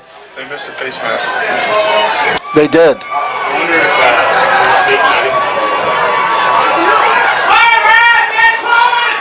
So they'll turn the football over on downs now, and it is 1st and 10 for Watertown, leading 10-3. I don't expect Watertown to try anything fancy here. You got the lead just before half. You're going to run out the clock, I would imagine. Well, that's the formation that they seem to be in right now. Leading by 7 with 30 seconds to go. They'll take a knee, and that'll be the final play of the first half. But going back to the fake field goal try, Ryder never even, not Ryder, but yeah, Mitch Ryder never really got in position to get set for the field goal. They thought perhaps they'd catch the red and black flat-footed defensively, and it didn't happen. At least one guy wasn't fooled, and that was Paris. That's right. But, I guess if there's anything to talk about what happened in the first half, we are going to go back to that catch on the sidelines. I mean, it kept the drive alive for the red and black, and they have eventually went down and scored a touchdown out of it. There's a difference in the football game right now. Right now, but anybody's ball game here at halftime. Well, you get sense a little frustration on the part of Plattsburgh, and as they go to the half, they'll have to regroup and again focus for this second half. As you just said, a lot of football left to be played. Yep, and football, a lot has to do with making adjustments at halftime and seeing what you think that's going to work best for you. I'm sure that's what the coaching staff of the North Stars are going to discuss. And it's anybody's ball game still. The Stars are just one play, one touchdown out of it, tying it up here, and so nothing to panic right now. All right, so the teams are at the half. It is 10-3 Watertown. We'll come back with halftime analysis. We'll also look at the stats and the scoring right after this. All right, let's recap the scoring in the first half. Plattsburgh scored 5 minutes and 49 seconds into the first quarter as their kicker, Mitch Ryder, converted from 40 yards out. 5:49 in, 3-0 Plattsburgh after a successful drive down the field from the Plattsburgh offense. Yeah. Oh, yes. They moved the ball real good, Rob, and everything was positive in that first quarter, and they got down close, and then Watertown stiffened, and they settled for a field goal. But I thought it was important that they get some points on the board. And as you said, taking the opening kickoff after winning the coin toss, try to get some momentum, and the North Stars did that right off the bat, an 8-play drive that resulted in the 40-yard field goal from Ryder. But Watertown after going 3 and out on their first possession. Their second possession started at their own 35-yard line, and they marched 65 yards down the field in 8 plays. 1 minute and 8 seconds into the second quarter, they put 6 on the board when quarterback Brian Williams goes the final 3 yards for the touchdown. The point after try was added by Nate McKeever, and that put the Red and Black up 7-3, 1:08 into the second quarter. And then Watertown added 3 more on after a drive that started back at their own 30, went some 13 plays, stopped at the Plattsburgh 3, and that allowed for a 20-yard field goal from Nate McKeever, a chip shot from McKeever, who's been very good for Watertown throughout the season. 10-3 the score at the half, and you look at some of the statistics, and we'll do that now. First, let's take a look at the Plattsburgh side. The leading ball carrier for Plattsburgh was Harry Rasko, who carried the ball 6 times for 36 yards. Also running the ball for the North Stars, Zach Blocker, 3 carries for 18 yards, and Marvin Jenkins 1 carry for a yard. Kenny Stay was sacked twice for minus 12 yards, and I didn't factor that in, those minus 12 yards. So we'll have to take a little extra chunk. Okay, there. So that changes things a little bit. That means 80 total yards. Now let's look at Plattsburgh through the air. Stay was 5 for 10 for 37 yards. His favorite receiver in that first half was number 5, Trevor St. Clair, who had 3 catches for 24 yards. Jordan Keller had a catch for 6. And Chris Fish had a catch for 7. So 5 out of 10 through the air for 37 yards for quarterback Kenny Stay. So let's see, 43 total yards rushing for the North Stars in the first half, 37 through the air for Stay. And that totals 80 yards in offense for the North Stars in the first half, something that they're going to have to improve upon as they try to come back in this football game. Yeah, I agree. And, usually the North Stars have some, big plays, especially in the passing game. And I think at halftime they'll make some adjustments and they'll try some shots down the field. Let's look at Watertown. Big player in the first half was Joe Brennan. 14 carries for 78 yards. That's a little more than 5 yards per carry for Brennan. Quarterback Brian Williams was contained well, 6 carries for 16 yards. Those are the only 2 guys that have run the football for Watertown. So they have rushed for 94 yards in the football game. Through the air, Williams 2 for 4 for 34 yards. Both catches made by Lucas Meyer. 1 catch for 25 yards. Of course, that was the big controversial catch in the first half. Yeah. And then a 9-yard catch for Meyer. We'll say catch in quotation marks because even Lucas Meyer knows he did not catch that football. 34 yards for Meyer through the air, the only guy with a couple of catches for Watertown. So 34 through the air, 94 on the ground, 128 yards in total offense. And give credit to the offense for Watertown. I can think a couple of things. The defensive line for Watertown, there were a couple of series 3 and outs for Plattsburgh after their first drive went down the field and put 3 up. And then the next 2 possessions, 3 and outs. And I think that's where Watertown offensively, thanks to their defensive work, that's where they captured momentum. Yeah, both ways. And I think in the second quarter, as far as moving the football, that big offensive line, controlled the line of scrimmage, opening up holes, gotten pushes, and, Watertown satisfied with just running the ball, keeping the offense for the North Stars off the field, and picked up some points, but it's still a close game. Only 1 penalty in the half that was called on the North Stars. Plattsburgh trailing 10-3. What direction do we go in? Well, you got the second half, and I think the North Stars are going to take some shots downfield. They really didn't take a whole lot of shots downfield, and I think they usually have some big plays, and all year long they've had some big plays from their receivers, and that's what I'm going to look for in the second half. What adjustments do they have to make defensively to try to deal with the running attack, particularly Brennan? It's been the Brennan show in the first half for Watertown. Yeah, they got their work cut out there for you, and I keep saying the offensive line, and I think that's the difference. They're getting a push up front, and somehow the North Stars got to figure out, maybe move more guys up in the box and dare, Watertown to pass the football. Watertown Red and Black 10, Plattsburgh North Stars 3. You're watching the 2010 EFL Championship through Plattsburgh.com and Charter Cable. And the second half kickoff is next.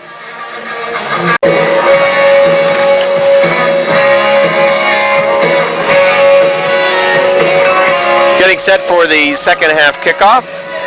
North Stars will kick off to start this second half. Red and Black have their special teams unit out on the field. Back deep to return for the Red and Black is Lucas Meyer. North Stars with the kicking team still on the sideline, about to head out onto the field. This should be an exciting second half. I think it will be, and I think for the North Star part, somebody has to come up with a big play to get some momentum to the North Stars, and that's what I'm looking for, somebody to make a big play. Ryder will kick off for Plattsburgh, and Meyer is deep. Watertown trying to repeat as the Empire Football League champions. And you really have, if they can do that, boy, you certainly have to tip your cap to this yes. Red and Black club. Meyer takes the ball at his own 16. It's the 20, 25, stumble. Oh, Now he's got 30, some 35, oh. got belted. As he tried to make a cut, he got hit and driven down to the ground by Josh Nephew. But nonetheless, it's an excellent return from Lucas Meyer. And the Red and Black will start out at their own 39-yard line. And I think it's very important defensively that the defense makes some adjustments here and stop this rushing game of the Red and Black. Force them to pass the football. That's not their game. All right, let's see if the North Stars can make some stops. Brennan has been outstanding in this football game, 78 yards at the half. Williams is under center. I formation, receiver left, receiver right, and a fumble, the ball is loose, kicked around, the ball still rolling around, North Stars have it. Falling on top of it was Godfrey. Godfrey, you ain't going to take that away from Godfrey. Well, that's a way to start the second half from a Plattsburgh standpoint. Yes. A big mistake, the first turnover of the football game, as the ball put on the ground by the Red and Black, first offensive play of the second half. Well, we were looking for a big play. Maybe that's the big play that will turn things around for the Stars. First turnover of the football game. Talked about turnovers at the in our pregame show and what a big role they can play in games that are expected to be tight. And now let's see if the North Stars can capitalize. That perhaps will give them some momentum in life. They've got a receiver left. That is St. Clair. Two receivers right, Kelleher and Fish. 1st and 10 from the 40-yard line of Watertown. They will run Rasco. Cuts back to the middle of the field. He is going to be hit and dropped after a pickup of about 3. Not much there. 2-yard run.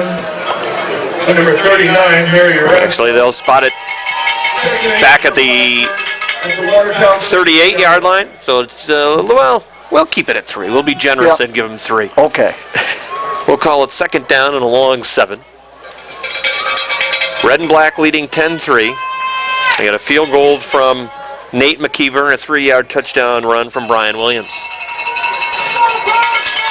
Here come the North Stars up to the line, I formation. Receivers left and right. Stay under center. Drops back, wants to pass. Quick hit over there. It's incomplete. Fish was open. He was open over the middle of the field. And Stay is mad he did not hit on that. 3rd down for the North Stars. He'd like to have that one back. A little bit too much air underneath it. The Red and Black were tardy in coverage. Yeah. And if that's on target, Fish has a seam down the middle of the field. And he may be swimming to the end zone. 3rd down, long 7, almost 8 for Plattsburgh as they try to capitalize on the turnover. And boy, if you're the Red and Black, you make a stop here, you get that momentum right back. That offensive unit will certainly be thankful if they can get a stop. Shotgun formation, receivers left and right, 2 each. Flag on the play. Stay is hit, and he is dropped. Let's see what the flag is. Flag coming in from the near sideline. And I think Stay saw the flag come in out of the corner of his eye. Flag on the play. And it is going to be encroachment against the defense. But they'll keep it third down. Instead of third down and a long 7, almost 8, it'll be third down and 2. First penalty of the game against Watertown as they lined up in the neutral zone. Encroachment against Watertown. So a break for the Stars. Take advantage of it now. 5-yard penalty still. And that puts them in 4-down territory as well. I would say so. Stars break the huddle, come up to the line of scrimmage, looking at a third down, long 2. They'll still work out of a shotgun formation. Twin receivers right. Stay looking left. Over the middle, St. Clair's going to run. And Watertown has recovered, it looked like. They sure did. Still waiting for a signal. Looked like a red and black defender was on the ground to pick it up. And it's Watertown's ball. So they trade turnovers to start the second half. Stay trying to make something happen. Tried to split through defenders and he got hit. And that forced the ball to come loose. Yep, quarterback not used to being in a crowd running with the football, and he got stripped. So a turnover from the red and black, a turnover from the North Stars. And the red and black get their offense back out on the field. They'll start at their own 35-yard line. I formation behind Williams, receivers left and right. They'll run Brennan, who is hit at the line and drop. Several players in on the play defensively for the North Stars. Levi Bombard appeared to be one of them. After a gain of 1 for Joe Brennan. Brennan was a workhorse in that first half, Goose. Yes, 14 carries. And you got to stop that, and this is what you want. You know, second and long, third and long. Second down and 9 for the red and black. Still working out of the eye. They'll bring Miles in motion across the formation of the near side. And they will run. Brennan, he fumbles it again. Oh, he got on it top of it. Yep. Ooh, that was a fortunate bounce for Watertown. It sure was. Brennan did not handle the exchange from Brian Williams, didn't handle it cleanly. The ball fell forward, and he was able to lunge on the ball and got there just before Godfrey almost had his second recovery. 1-yard game at number 21. Third down and 8. Yeah. Puts the red and black offense in a situation that they're not nearly as comfortable being in. Exactly right, and that's what you want. You have to do. 2 receivers right, 2 receivers left. Brennan will stay in the backfield. Next to quarterback Brian Williams. Direct snap to Williams. It's a drop play. Williams got some right room. to the right side, hurdled one tackler, tries to turn to the first down marker, hit, He did and he that. stopped. I don't think he made it. Tackle. I don't think he made it. Stepping up on the far side, we'll have to check the spot. It looked from here he was going to be a good yard short. I'm It gonna looked give like Parks. No, I'm giving Shane Reset. That's yes, who it was. Yes, Shane Reset was over there to drive just a yard short. It's 4th down. that was a big play right there. Absolutely. Gets the defense off the field. Unless the red and black go into their bag of tricks here. That was a run for Williams of about 8. And they'll punt. It's a line drive kick. That will bounce right to Keller on the hop. Takes it at the 27-yard line, getting outside 30. Hit, spins away from another tackle, gets back up towards the 35-yard line, falling forward, and a late flag comes in as well. What do we got here? A late flag on the near sideline. We'll wait for his signal. Penalty flag on the play. Personal foul on 25. It is a personal foul face mask against the red and black. That'll be a 15-yard penalty. So, good field position for the Stars again. The only penalty in the first half was against Plattsburgh. Too many men on the field defensively. We've had 2 penalties in the second half against the red and black. 2 fumbles. We're getting all kinds of action here. By the time they're done marching off the infraction, they'll move it all the way down to the 44-yard line of Watertown. So great field position to start this second possession of the second half for Plattsburgh. 1st and 10 at the 44. The first possession, of course, started at the 40. Crowd on the near side trying to get the offense to come to life. Stay under center. They're going to bring a man in motion. And they will run the fullback. Nice. Diving forward. It's a good first down pickup. Yeah.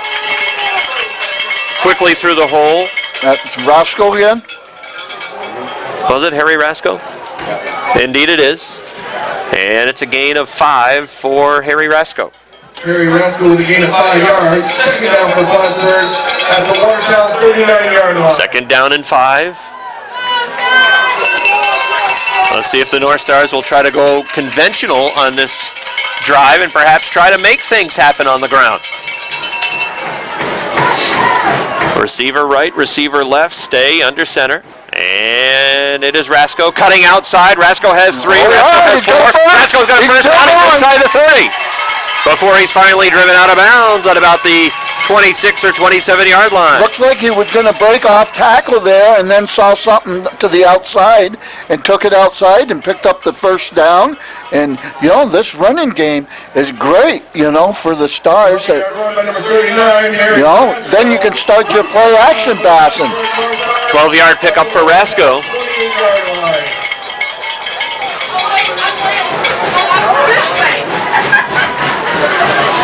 Three carries for Rasco, 20 yards in the second half. They had 6 for 36 in the first half. First and 10 for the North Stars. And they'll run Rasco. Rasco again cuts outside and still on his feet before he's finally wrestled down to the ground. They'll move it down inside the 25-yard line. Perhaps spotting it right there at the 25. It'll be a pickup of 3 or 4. Let's give him 4. Rasco, a Seton Catholic graduate. Second down and 6 for the Plattsburgh North Stars. So 4 yards on that carry. Getting it done on the ground. Second down and 6. At the red and black 24. This time Rasco, wildcat formation. Will fake the handoff to blocker, keep it, turning left side. He's hit at the line and falls forward, perhaps for a yard. But a wildcat wrinkle that time, right to Rasco. The red and black were not fooled. No, they were not. Now it's third down. No gain on the play for Rasco, so it's third down and 6. 7 minutes and 10 seconds remaining in the third quarter. It has been a quick-moving football game throughout. Watertown leading 10-3. More than halfway through this third quarter already. 2 receivers right, 2 receivers left. They'll keep Rasco in the backfield to protect for quarterback Ken Stay, who will work out of a shotgun formation. Stay looking over the defense, now takes the snap. Looks to his left, throwing long down the field. Receiver outside. It is incomplete. The intended receiver on the outside was St. Clair. Yes, and he had it. That was a good back shoulder throw from Stay, and St. Clair could not hang on. That was well delivered. But it was good to see them take a shot down there.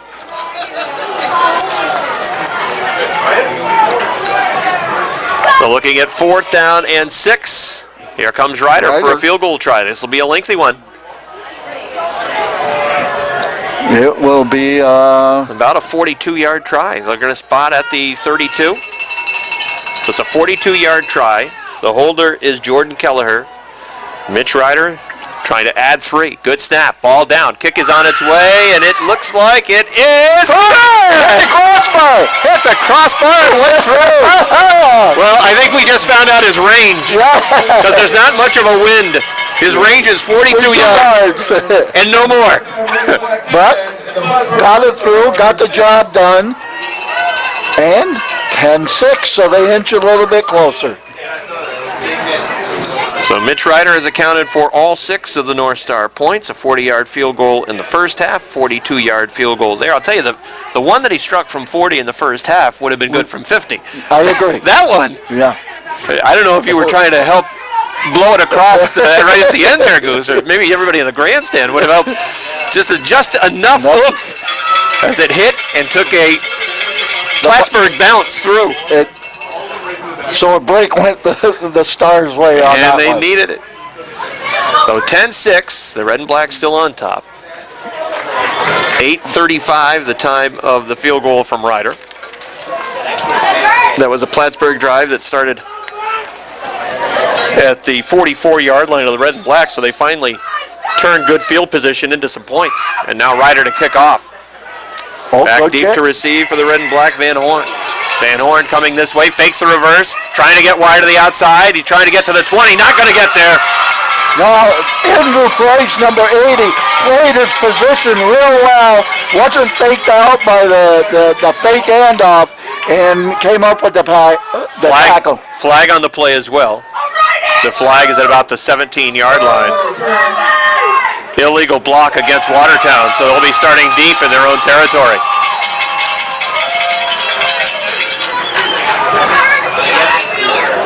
That flag was at the 17, so by the time they're done marching it off, they should be inside the 10.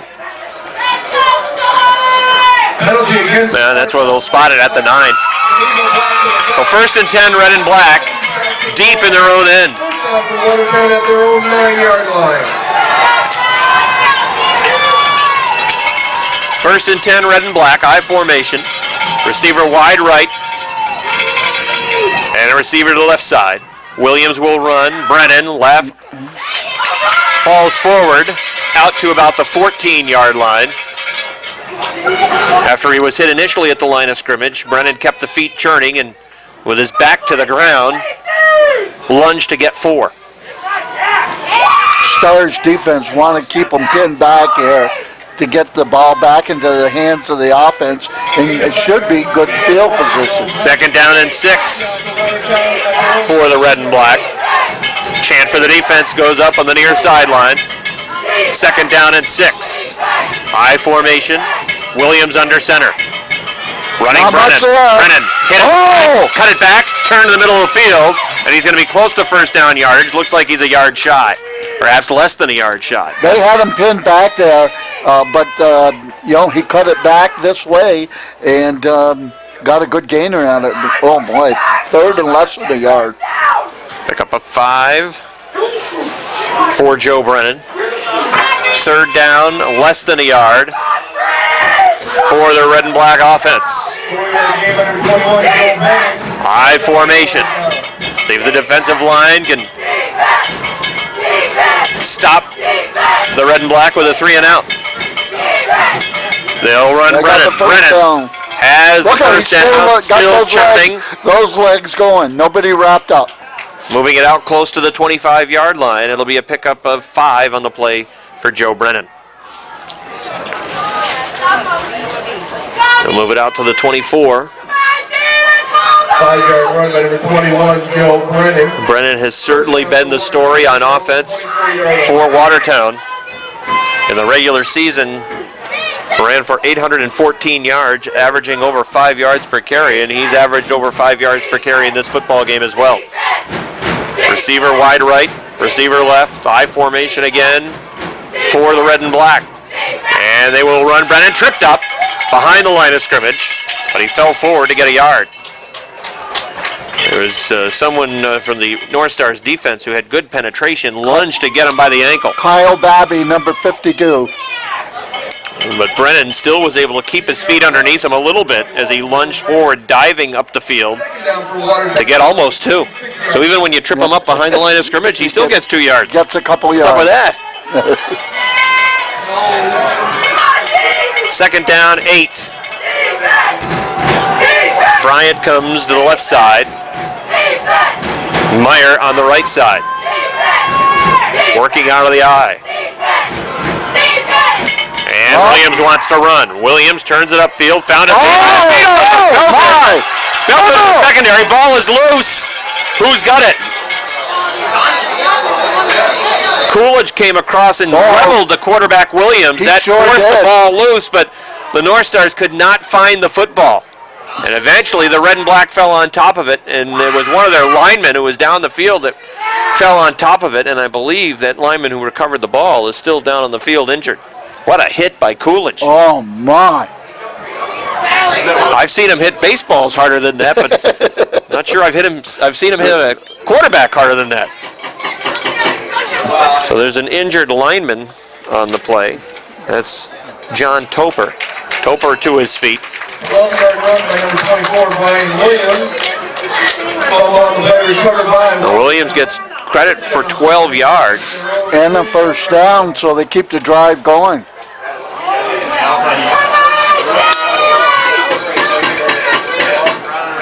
Only 2 minutes and 42 seconds left in the third quarter. Well, that's the thing as well from a Watertown standpoint. You start this drive deep in your own territory. If you can run the ball effectively and pick up first downs, you're taking a huge chunk of clock away from Plattsburgh. Yeah. Plattsburgh has to stop the run. And it's Brennan. Oh! Hit, spins away. Hit again, spins away. Still driving. Almost to midfield. They Plattsburgh haven't- missing the tackles. Yes, everybody's tackling high, nobody's tackling low. And I think that type of runner, you better tackle him low, because he just kept the legs going. It's an 8-yard run for Brennan. After he was hit in the backfield, hit at the line of scrimmage, hit by a linebacker, and finally tripped by someone in the secondary. Second down and 2. 1:50 to go in the third quarter. Red and black lead by 4. It's 10-6. Under center is Williams. Long count, finally gives to Brennan. This time Brennan's not stepping away. He is hit at midfield. Gain of 1, it'll be 3rd and 1.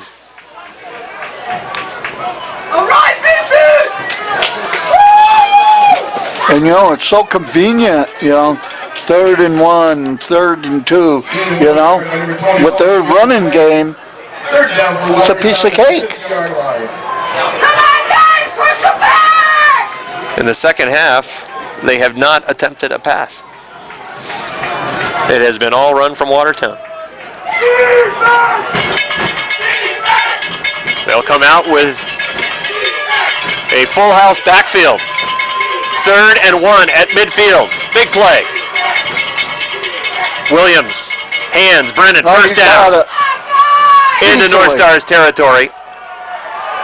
Falling forward, he'll move it down to about the 48 of the North Stars. It's a pickup of 3.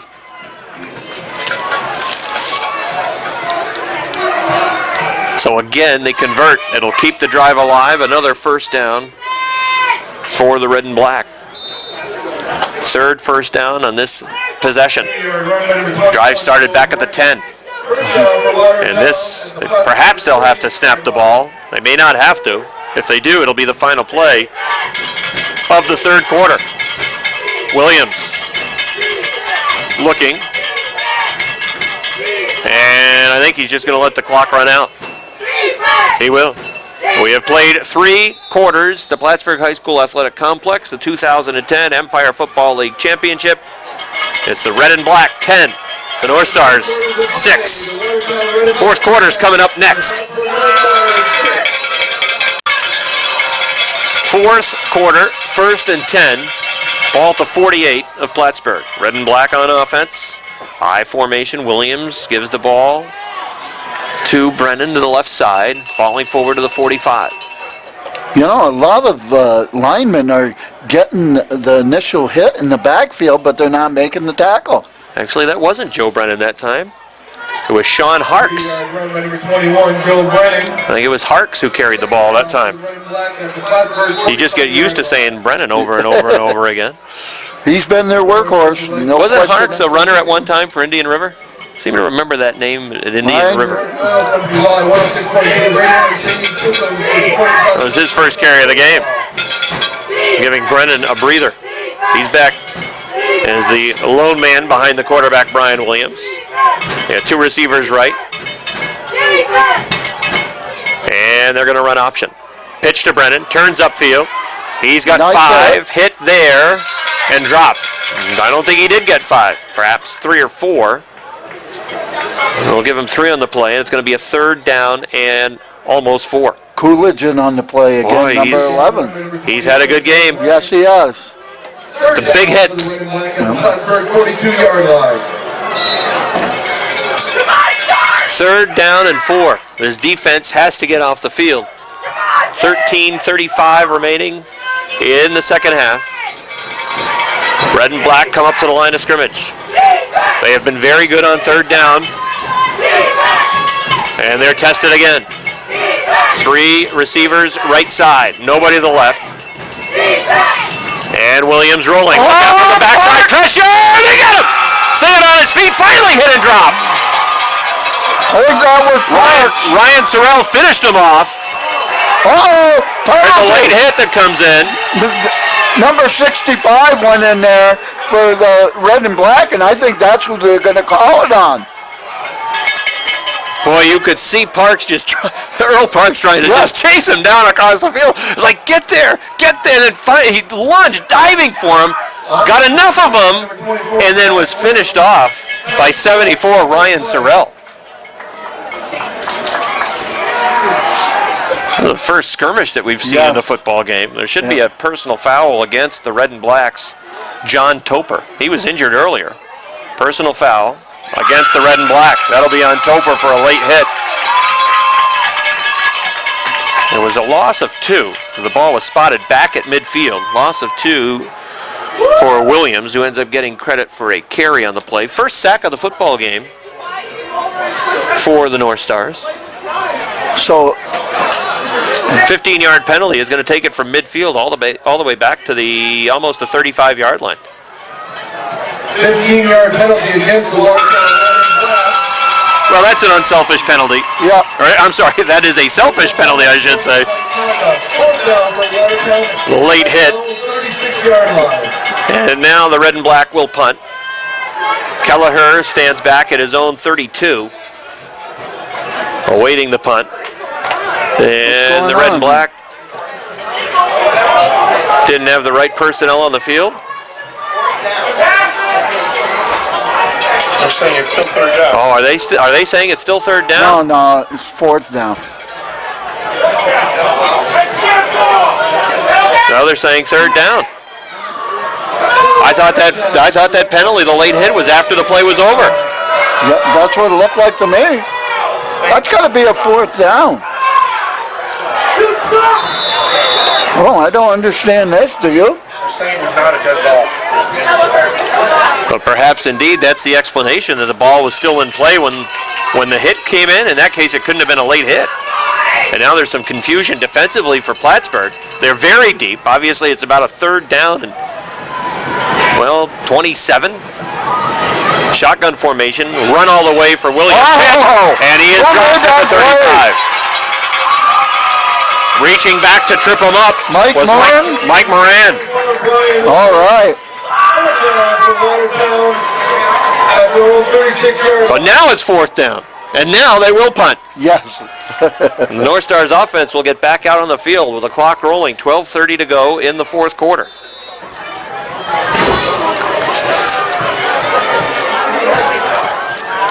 Good snap. It's up in the air. They're trying to find it. The ball picked up about the 30. And the North Stars will have great field play by position. the Stars. Big play by the special teams. I don't know who blocked it. I couldn't see. Dumar had the punt blocked. A couple of North Stars were in with pressure. And now the North Stars are set up as a big play in special teams. Nate. I don't know. I couldn't tell. So it'll be 1st and 10 for the North Stars at the 27-yard line. The Stars have to take advantage of this. St. Clair, right side. Kelleher, left side. They'll run Rasco. Trying to turn outside. Oh, he's got Gets to the sideline. Pushed out of bounds inside the 20. Nice running by Rasco. Rasco's been a factor, especially in the second half for the Stars, getting the running game going. They will spot it just inside the 20-yard line. At the 19. 8-yard pickup for Rasco.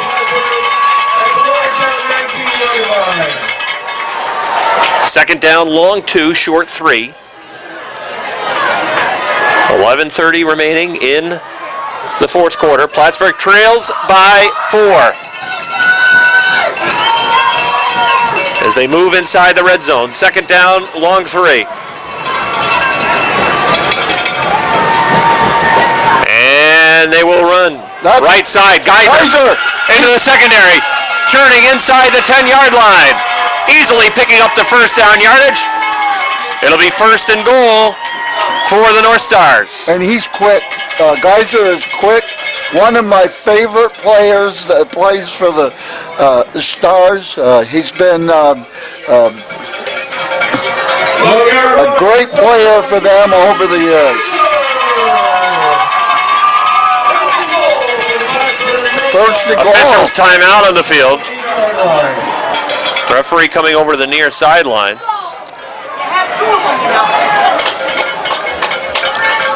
I did not see them point one way or the other. Did they? Watertown is using a timeout, so the red and black sensing that the game perhaps right now hanging in the balance. 11 minutes remaining in the fourth quarter. Timeout on the field with the score, Plattsburgh North Stars trailing the Watertown red and black 10-6, but the North Stars will have it first and goal when we come back.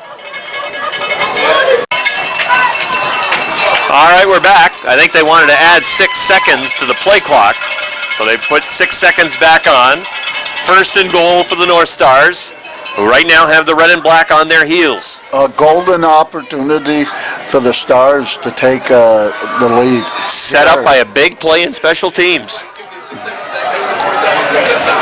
First and goal from just inside the 9-yard line, down about the 8. Stay wants to pass. Stay throwing outside. Touchdown!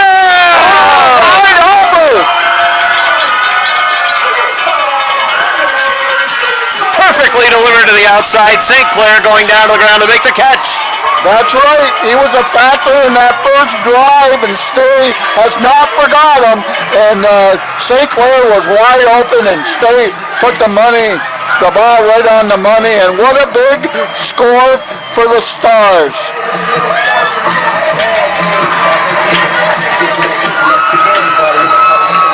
Ryder in to attempt to point after. Plattsburgh's taking the lead back, leading 12-10. Here's the extra point. The kick is up, and it is good. The Ryder adds on the point after try. The two teams head upfield with a score now. Plattsburgh 13, Watertown 10. And momentum with Plattsburgh, but still defensively, can they shut down the run? If I'm Watertown, I don't start getting fancy. You've got a lot of time. What has worked best in this football game for Watertown? It's the running game. Brennan. Yeah. I would give Plattsburgh a big dose of number 21 right now. Well, again, let's go back to the special teams, and we talked to start the second half, if somebody has to come up big for the Stars. And I think that was the play right there, was the block punt.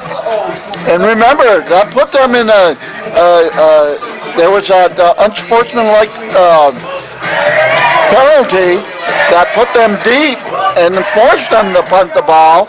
And the Stars came up with the block, so big play there by the special teams. Ryder kicks off. Another high kick down the field, taken about the 17-yard line by Lucas Meyer. Meyer turns to the near side, trying to get to the 30. He's tripped up. Downfield to trip him up. Looked like Brandon St. John was there. You called it right. For Plattsburgh, as they deny Meyer. Looks like they will spot him right at the 30-yard line. But plenty of time for Watertown, and their game is running the football. 10:52 remaining in the fourth quarter. Plattsburgh up by 3. Remember, Nate McKeever, very accomplished kicker for Watertown, so they can get a drive down the field. It doesn't necessarily have to turn into points in the end zone. He's pretty good from a good distance. They can get the ball down the field and perhaps get themselves in a position to tie. Here is Brennan running the ball. And the line popped. Not much there. Mo's running with the maroon right now. Yep. Defensively, a big stop along the line. Like Kelsey Lenny might have been in on that stop. They look like a... He's a Franklin Academy product. At their own 31-yard line. A 1-yard pickup for Brennan, who again has done the bulk of the work for Watertown in the second half. 11 carries in the second half to go along with a 14 that he had in the first half. 25 carries in the football game. He's the lone man in the backfield right now behind Brian Williams. Williams wants one option, and it was contained nicely. He's out back to the line of scrimmage. They took Brennan away, and he could not make the pitch, and there was also penetration up the field, and Williams couldn't go anywhere with the ball. Number 24, Ryan Williams. And it looks like this defense is rising to the occasion right now. 30-yard line. -1 on the play for the quarterback, Williams. He's rushed for 18 yards in the second half. 9:15 remaining. Watertown has used one timeout. Still plenty of time to work with. But now it's their offense that is spinning its wheels in the mud as they're looking at a 3rd down and 10. They'll keep 2 men in the backfield. They've got 2 receivers right, a receiver left. North Stars showing blitz from the near side. They'll drop back into coverage. Williams down the field, throwing deep. And he's got it. The ball came loose. Incomplete. Meyer had both hands on the football, but it was stripped in the secondary. It leads to an incompletion, and now the red and black will have to punt the ball away. He was open, and the ball was delivered, and you got to make that catch. He was behind the defense, and it looked like he had it, but the ball was ripped out of his hands by the secondary.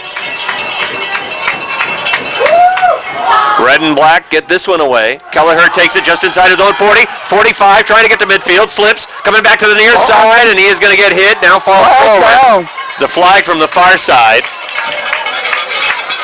Rick thinks it could be a face mask, but it's on the far side of the field. We'll wait for the signal. I'm thinking it might be an illegal block in the back. That's what I'm against thinking. Plattsburgh. And that happens a lot when a player changes. Cuts back. Yeah. And it is an illegal block against the North Stars. That flag was thrown about the 45-yard line, so it'll take it back to the 35. First penalty against Plattsburgh in the second half. First penalty for 10 yards. The red and black have been penalized 4 times in the second half for 45 yards. So 1st and 10 Plattsburgh from their own 35. And now, Goose, what's the recipe? A heavy dose of run. Run that football. Pass only when you have to. Keep that clock a-ticking. And you have to expect, though, the red and black are thinking that as well. If you get really aggressive, maybe you spring one on them down the field, but I'd go conservative now, leading by 3. 1st and 10. They draw them offside. Players throw punches at one another. 94 threw a punch. 94 threw Now a punch. flag comes in from the near side. You can't throw a punch out there. I thought he threw 2. Number 94. Craig Hodge, the lineman for Watertown. 94 should be thrown out of the game. You think so? There's a fan down below who doesn't think very highly of him either. Well, I think he threw punches. the fan down below believes he lives in a toilet bowl. If you throw punches out there, throw them out of the game. You know, that's the one thing. That's my opinion. You don't hear that type of language at a high school game. No, you don't. Well, let's see what the officials come up with. And personal fouls both ways. Encroachment against the defense. And they're saying everything is offsets now? No. They got to give the 5-yard penalty. Well, that's not what he signaled. He's saying everything offset. You got to give them the 5-yard penalty. Oh, maybe he's going back to have another conversation, perhaps? I think now he's talking. They do get the 5. Yeah. Well, Coach Kelleher sold him. He wasn't going to give it to him at first. I know. That's right, but he had to convince him. And 95 is out there arguing with the referee. The personal foul is offset, but the 5-yard encroachment, that flag came out first. So it'll be 1st and 5 for Plattsburgh from the 40-yard line of Watertown. 8 minutes and 9 seconds remaining. As the North Stars break the huddle and come up to the line of scrimmage. Never a dull moment. No. Stay will go under center. And they will run. Rascal. Cuts left side. Makes Nice one miss. arm. Makes two That's miss. a good tackle. Yeah, getting down low from the secondary spot. Stepping up to make that tackle for the red and black was Todd Keachel. Nice play, getting down low. That's right. And Rascal's a good running back.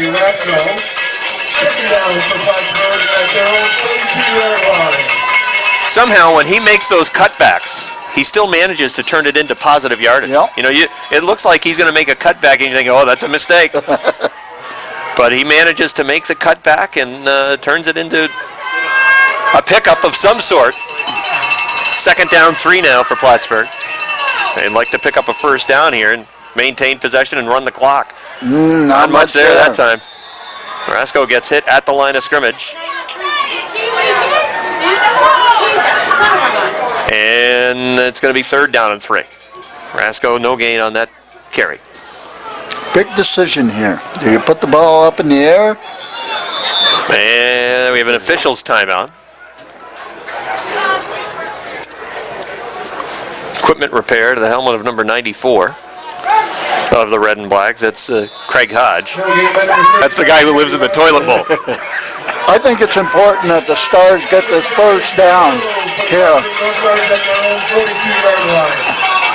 3rd down, 3. What are you doing? I'm putting the ball up in the air. Really? You're going aggressive, huh? Yeah, nice short pass, high percentage pass. You only need 3 yards. All right. Let's see what happens. They will go under center. I formation behind him. Receivers left and right. And they're going to run Rasco. Rasco hit behind the line of scrimmage and drop. Good penetration. Somebody made an initial hit that threw the play off behind the line of scrimmage, and he struggled to get back to the line. No gain. So now Plattsburgh will have to punt the ball away. 6 minutes. Clock rolling. This could be an Alcoa finish. That could be. Remember those Alcoa finishes that they always used to show at the 2-minute warning? Don't forget, Watertown has a good field goal kicker. We could even Absolutely. see overtime. Well, someone jinxed that a while ago. There's the punt from Fish, angled towards the sideline, takes a quick Plattsburgh bounce down inside the 20. It's still rolling. By the time they're done, it'll be down at the 16. Bounce wins the Stars' way. Well, the red and black will have it at their own 16-yard line. In this second half, Watertown has had the ball 4 times. They've fumbled, they've punted twice, and they've had a punt blocked. So they have not put any points on the board in the second half. Plattsburgh's had 4 possessions in the second half. They turned it over once with a fumble. A field goal, a touchdown. That's the first punt for Plattsburgh in the second half. Here comes Watertown. The ball sits on the 16-yard line. 3-point lead for the North Stars. The game is in the balance. First and 10. 3 receivers right side. Williams under center. He's going to roll right, wants to pass. Pressure from the backside. Throws long down. Wide open is the receiver, Meyer. Meyer to the 40, 45, almost out to midfield. A big completion from Williams to Meyer, who was wide open on the far side of the field. First down for Watertown at their own 49-yard line. That's a 33-yard completion. First pass of the second half for Watertown. And a big one. Plattsburgh's only thrown twice in the second half.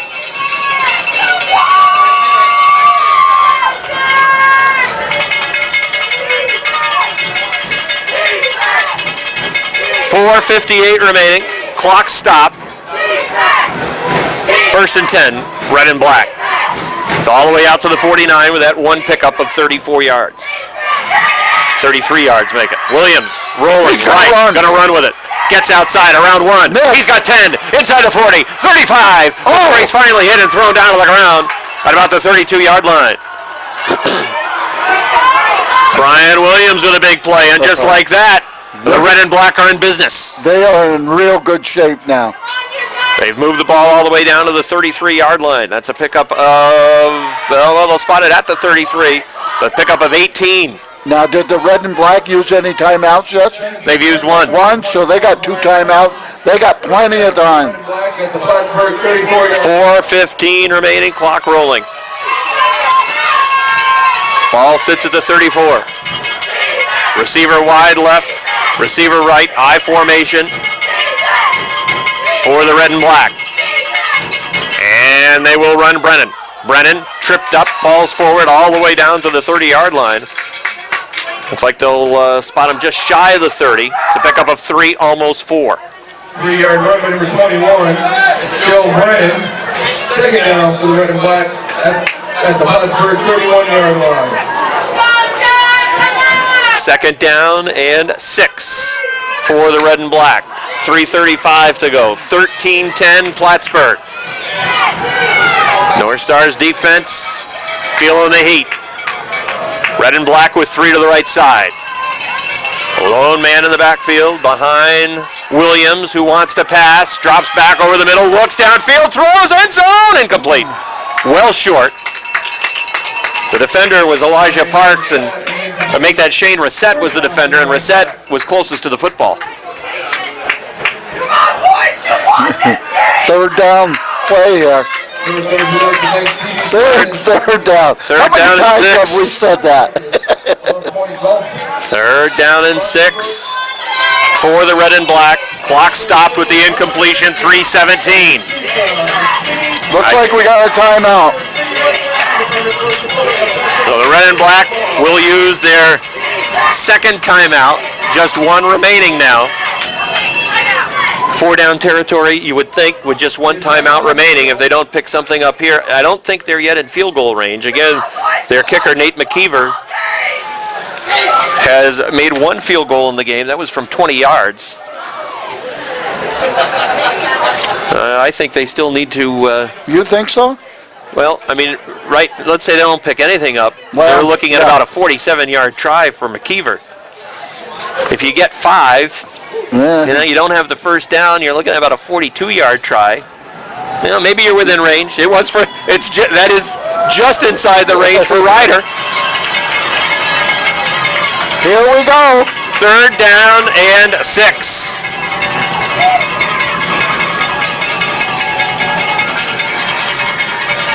Red and black break the huddle. They come up to the line of scrimmage. 3 receivers to the right side. Williams is going to go under center.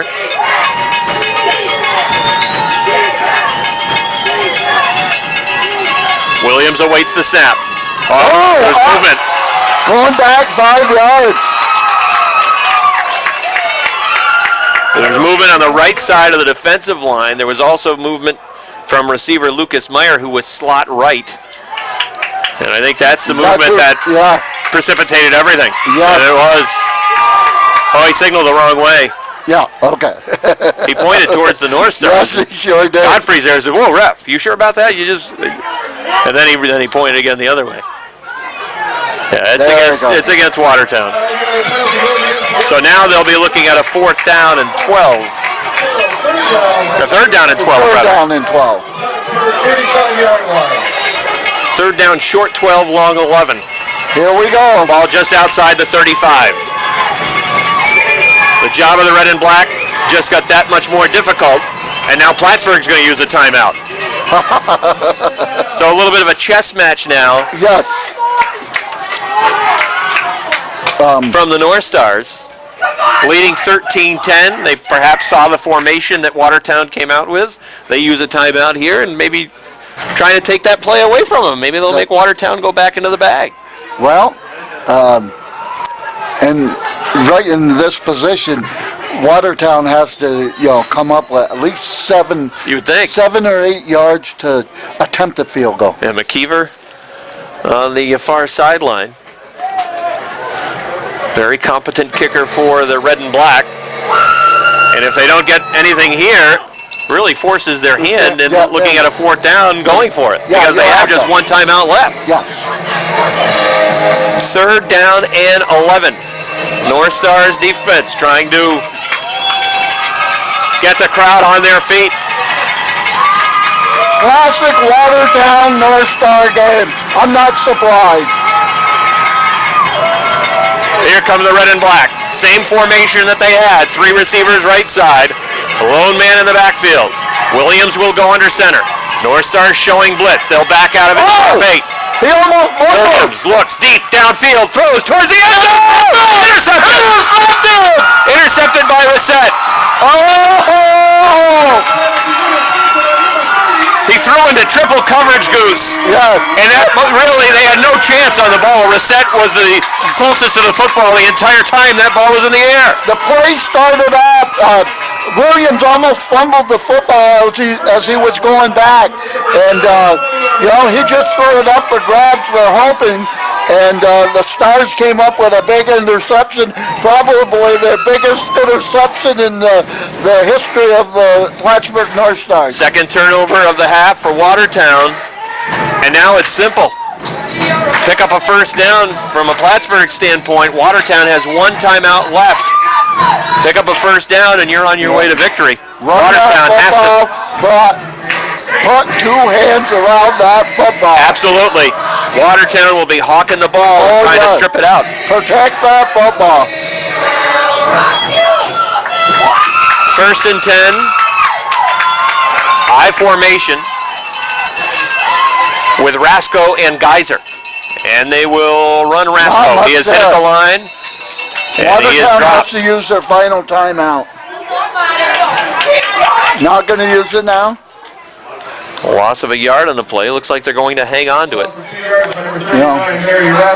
If they stop, they'll get the ball back, but they won't have any timeouts. The clock's going to stop with 2 minutes, and then they use their other timeout. If I'm Watertown, I probably burn the timeout now after this play, provided you get a stop, because then you'll get a stoppage perhaps on the 3rd down play, at least with a 2-minute warning. And if the Stars get a first down, it's over. Pretty much. That's a big if, though, looking at a 2nd down and 12. As they come up to the line of scrimmage, again, I formation, receivers left and right. They've thrown only twice in this second half, and the back is hit again at the line of scrimmage and dropped actually behind the line of scrimmage, and Watertown is going to use their 3rd and final timeout. So they'll stop the clock with 2:10 remaining. That means after this 3rd down play for the North Stars, they'll get the 2-minute warning. So good job using the timeout. Oh yeah, they'll still have time to work with. And that means key for Plattsburgh, not only work in the secondary, but the key to that interception. I think Williams did not have much time. He mishandled the snap initially, but then there was good pressure from Plattsburgh. They were able to get pressure on Williams, and he wasn't comfortable and delivered the ball perhaps before he really wanted to, leading to that interception. All right, now, if I'm Plattsburgh, I don't know if I get too fancy here. No, I would not get fancy. Not this time. I don't think it's time to throw. 3rd down and Your 14. defense have been playing pretty darn good the second half. They made the adjustments for the second half, and they played real good. And I'd leave it in the defensive hands. The last 5 carries for Harry Rasko, 5 carries for minus a yard.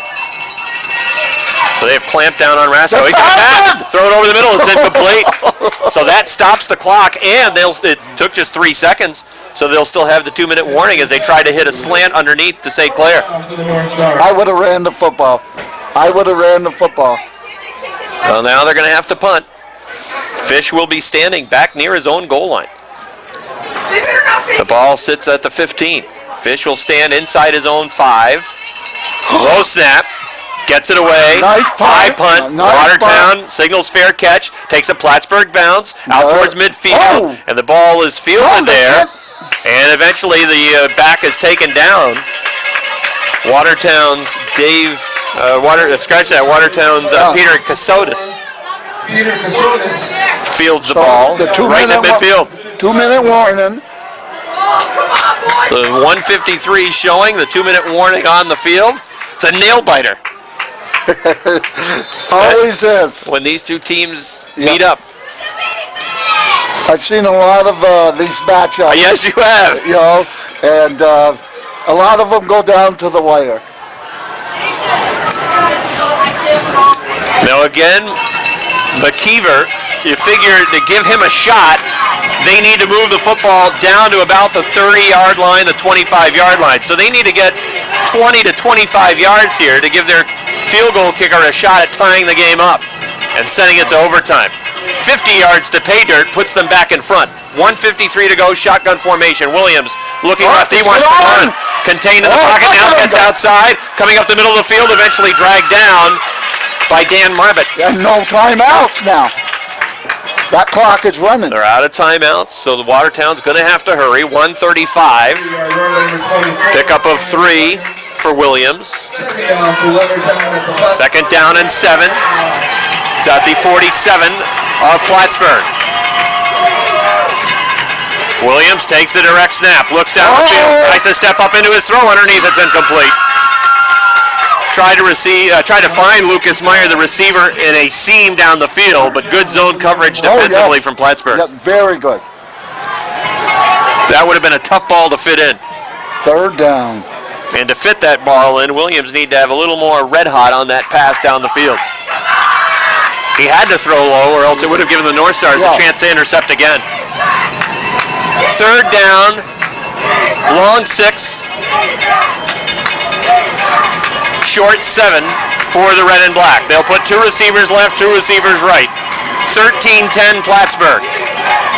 1:19 remaining in the second half. Williams, shotgun, takes the snap, steps up, looks downfield, pass incomplete. Was trying to lead the receiver across the middle, but it looked like the receiver cut off his route and was starting to sit down in the defense. One more down by the defense, and the Plattsburgh North Stars will be champions this year. First time ever. First time ever. Their first championship. So here it is. Crowd coming to its feet on the near side. 1:16 remaining in the fourth. Fourth down and a long 6. Williams takes the snap, steps up in the pocket, now rolls right, waiting, rolling left, starting to run, has blockers out front, turns it up the field, has the first down before he finally runs out of bounds inside the 40, down to about the 37-yard line. Williams, and you can see he made his mind up pretty quickly. Yes, he did. And he had a convoy out in front, and he was able to get the first down marker. So they got another set of downs and a minute 4 to work with. 12-yard pickup for Williams. Moving it down to the 37-yard line. Drive stays alive. A game-saving first down pickup for Williams, at least for now. 1:04 to go. Got out of bounds, that stopped the clock. Shotgun formation, twin receivers left and right. Williams takes the snap. Again, he starts to run to his left. He's got room outside. Williams goes to the sideline, doesn't go out of bounds, moves it inside the 25-yard line, and I think they're now in field goal range. I agree. He got out of bounds down about the 23. And just when you think there was no momentum for the red and black, they're in business again. They sure are. And again, Williams hasn't been a big factor in the game, the whole game, until this last 2 minutes, and he's picked up 2 big first downs. Clock is stopped, 57 seconds remaining. Williams likes running to his left, huh? Both of those plays going left. That was another big pickup. First and 10 for the red and black. It's at the 22-yard line of Plattsburgh. 13-10 Plattsburgh. 57 seconds left. Shotgun, red and black. There's the snap. Williams starts to put it down, wanted to run. Now rolling left again. Drops it off underneath Brennan, wide open. Brennan hit in the middle of the field. He is brought down in bounds. They move it down to the 15-yard line. Watertown will hurry up. They're going to kill the clock. There'll be about 30 seconds left. They may not want to. They may want to keep the play. Now they do lose the play. So it's an incomplete pass that'll set them up now with a third down. Looking at third down and 4. Second down. 33 seconds remaining. At the Plattsburgh Oh, what a game. What a game. Come on, Stars! You need this! Third down, long 3. The ball resting just outside the 15-yard line. In field goal range now are the red and black. So. Their kicker, Nate McKeever, certainly well within his range. But they're not thinking 3 right now. They're thinking winning the football game. Shotgun formation. 2 right, 2 left. 1 man in the backfield next to Williams. That's Brennan. Williams rolling left. Williams rolling right. Williams coming to the near side. Throws to the end zone. Incomplete. They got to go for a field goal. And now they will try to tie it. Oh, my. It all comes down to this. Oh. 22 seconds remaining. Of course, Plattsburgh still has 2 timeouts remaining. They could try to ice the kicker here. Pull one out of the old NFL bag of tricks. I'd do it. McKeever attempting this one out of the hold of Nate Bryant. The ball will be spotted at the 25-yard line, just inside the 25. Timeout Stars. Plattsburgh will use a timeout and make McKeever think about it just a little bit longer. Why not? This will be a 34.5-yard try for McKeever, as they'll spot it at about the 24.5-yard line. Oh, I'm out of breath here. This has been a pressure cooker. It sure has. Good football game, entertaining game, as many expected. And it's exactly the way it's been. And it comes down to the foot of Nate McKeever. Although there's also some heat on the snapper on the play, whoever's in charge of the long snap Who's holding? for the red and black. Pressure on the Everything's gotta holder. go right. Heck, the red and black, they want to get up to the field, the line of scrimmage right now. Keller, They wanna get this done. Coach Keller is still out there. Here we go. The holder is Nate Bryant. The kicker is Nate McKeever.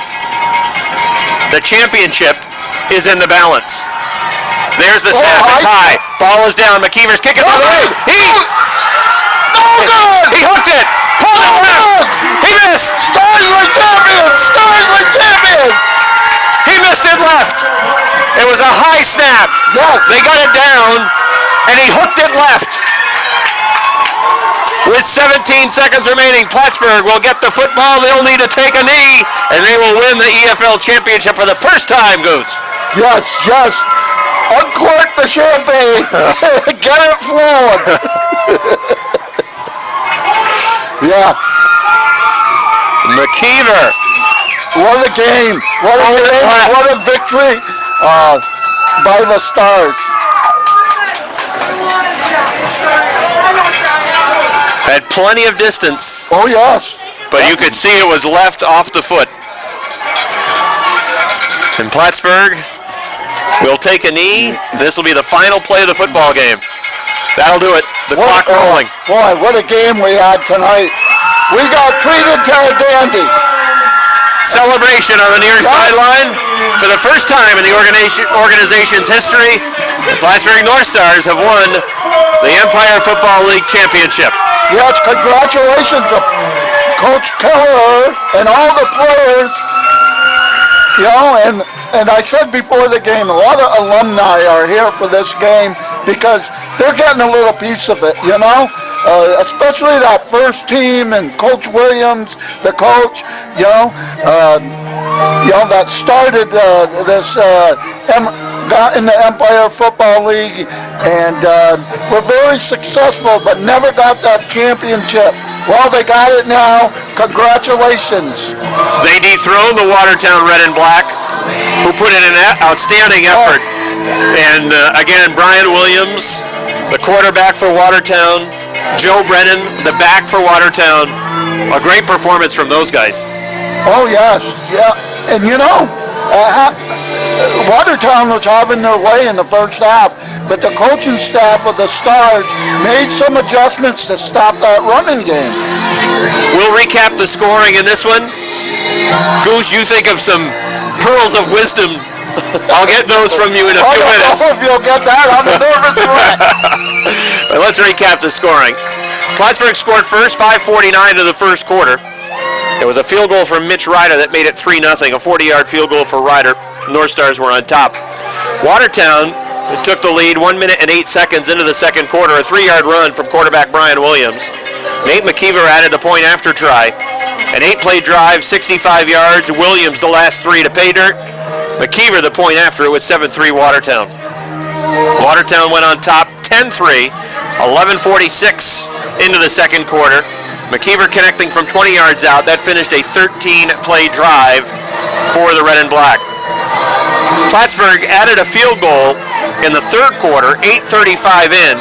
Mitch Ryder, 42 yards, and his kick traveled about 42 yards and 3 inches. And he hit on the right side, the back side of the goalpost, and bounced over.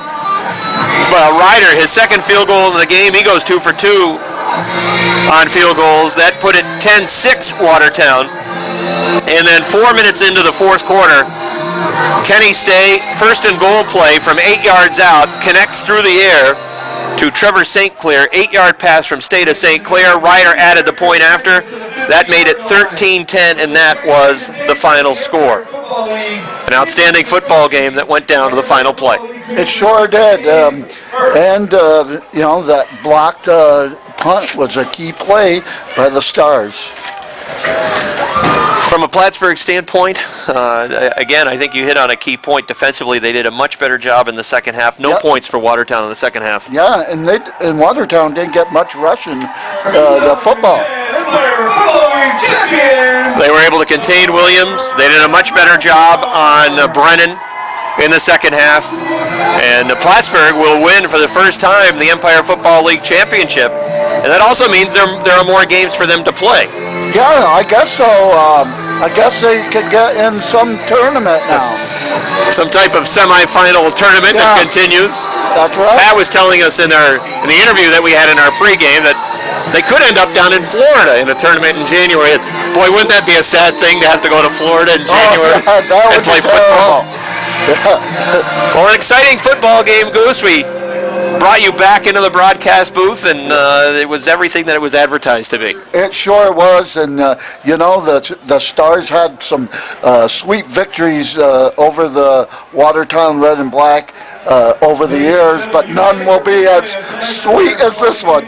Game on Monday night on Channel 15 North Country Cable. Well, this was an exciting contest, and it's pretty much what Pat Kelleher said as well in our pregame interview. He said they're always close.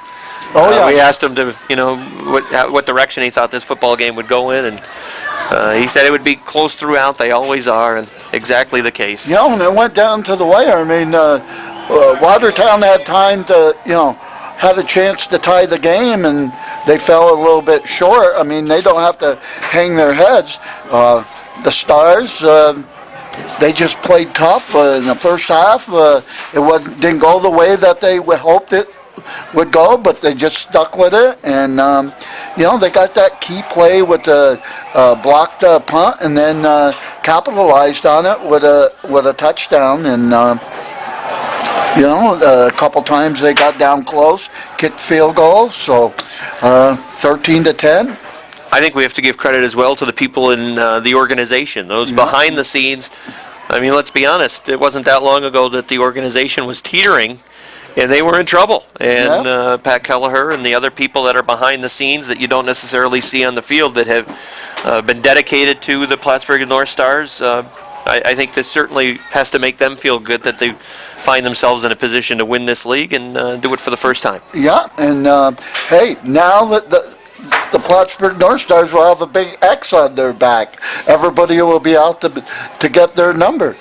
2 years in a row, they've been in the championship game, so they're a dominant force in this league right now. Did you have fun? I enjoyed every second of it. Well, that's good. I had a good time as well. Thank you for asking me. Well, we're glad that you could join us, and we hope everybody watching enjoyed the broadcast, both on Plattsburgh.com as well as Charter Communications. And I'm sure this will be well received by the local Plattsburgh North Star fans who will be watching via either the internet or over the local cable systems, and hopefully they enjoyed our work this evening. And again, certainly an exciting football game to watch, and we enjoy and appreciate the effort from both squads. Oh, yes. As you said, it went down to the final play, and it was a play that went a little bit left from a Watertown standpoint and just right from a Plattsburgh standpoint. That's right. Oh, yes. So let's thank some folks. We want to thank everybody down at Charter Communications for their help getting our programs on air, as well as Brian McBride from Plattsburgh.com. Thanks to Robbie Knowles, who worked some of our statistics for the football game tonight. Rick Knowles was on camera throughout the football game. Nice job by Rick. He even set up a monitor for us so we could see what he was taking a picture of. And thanks as well to Goose Gagnon, who worked as our color commentator for tonight's broadcast. So for everybody working on tonight's broadcast, I want to thank them for their efforts. I'm Rob Knowles. Hope you enjoyed the football game and the outcome tonight. Again, Plattsburgh North Stars, the 2010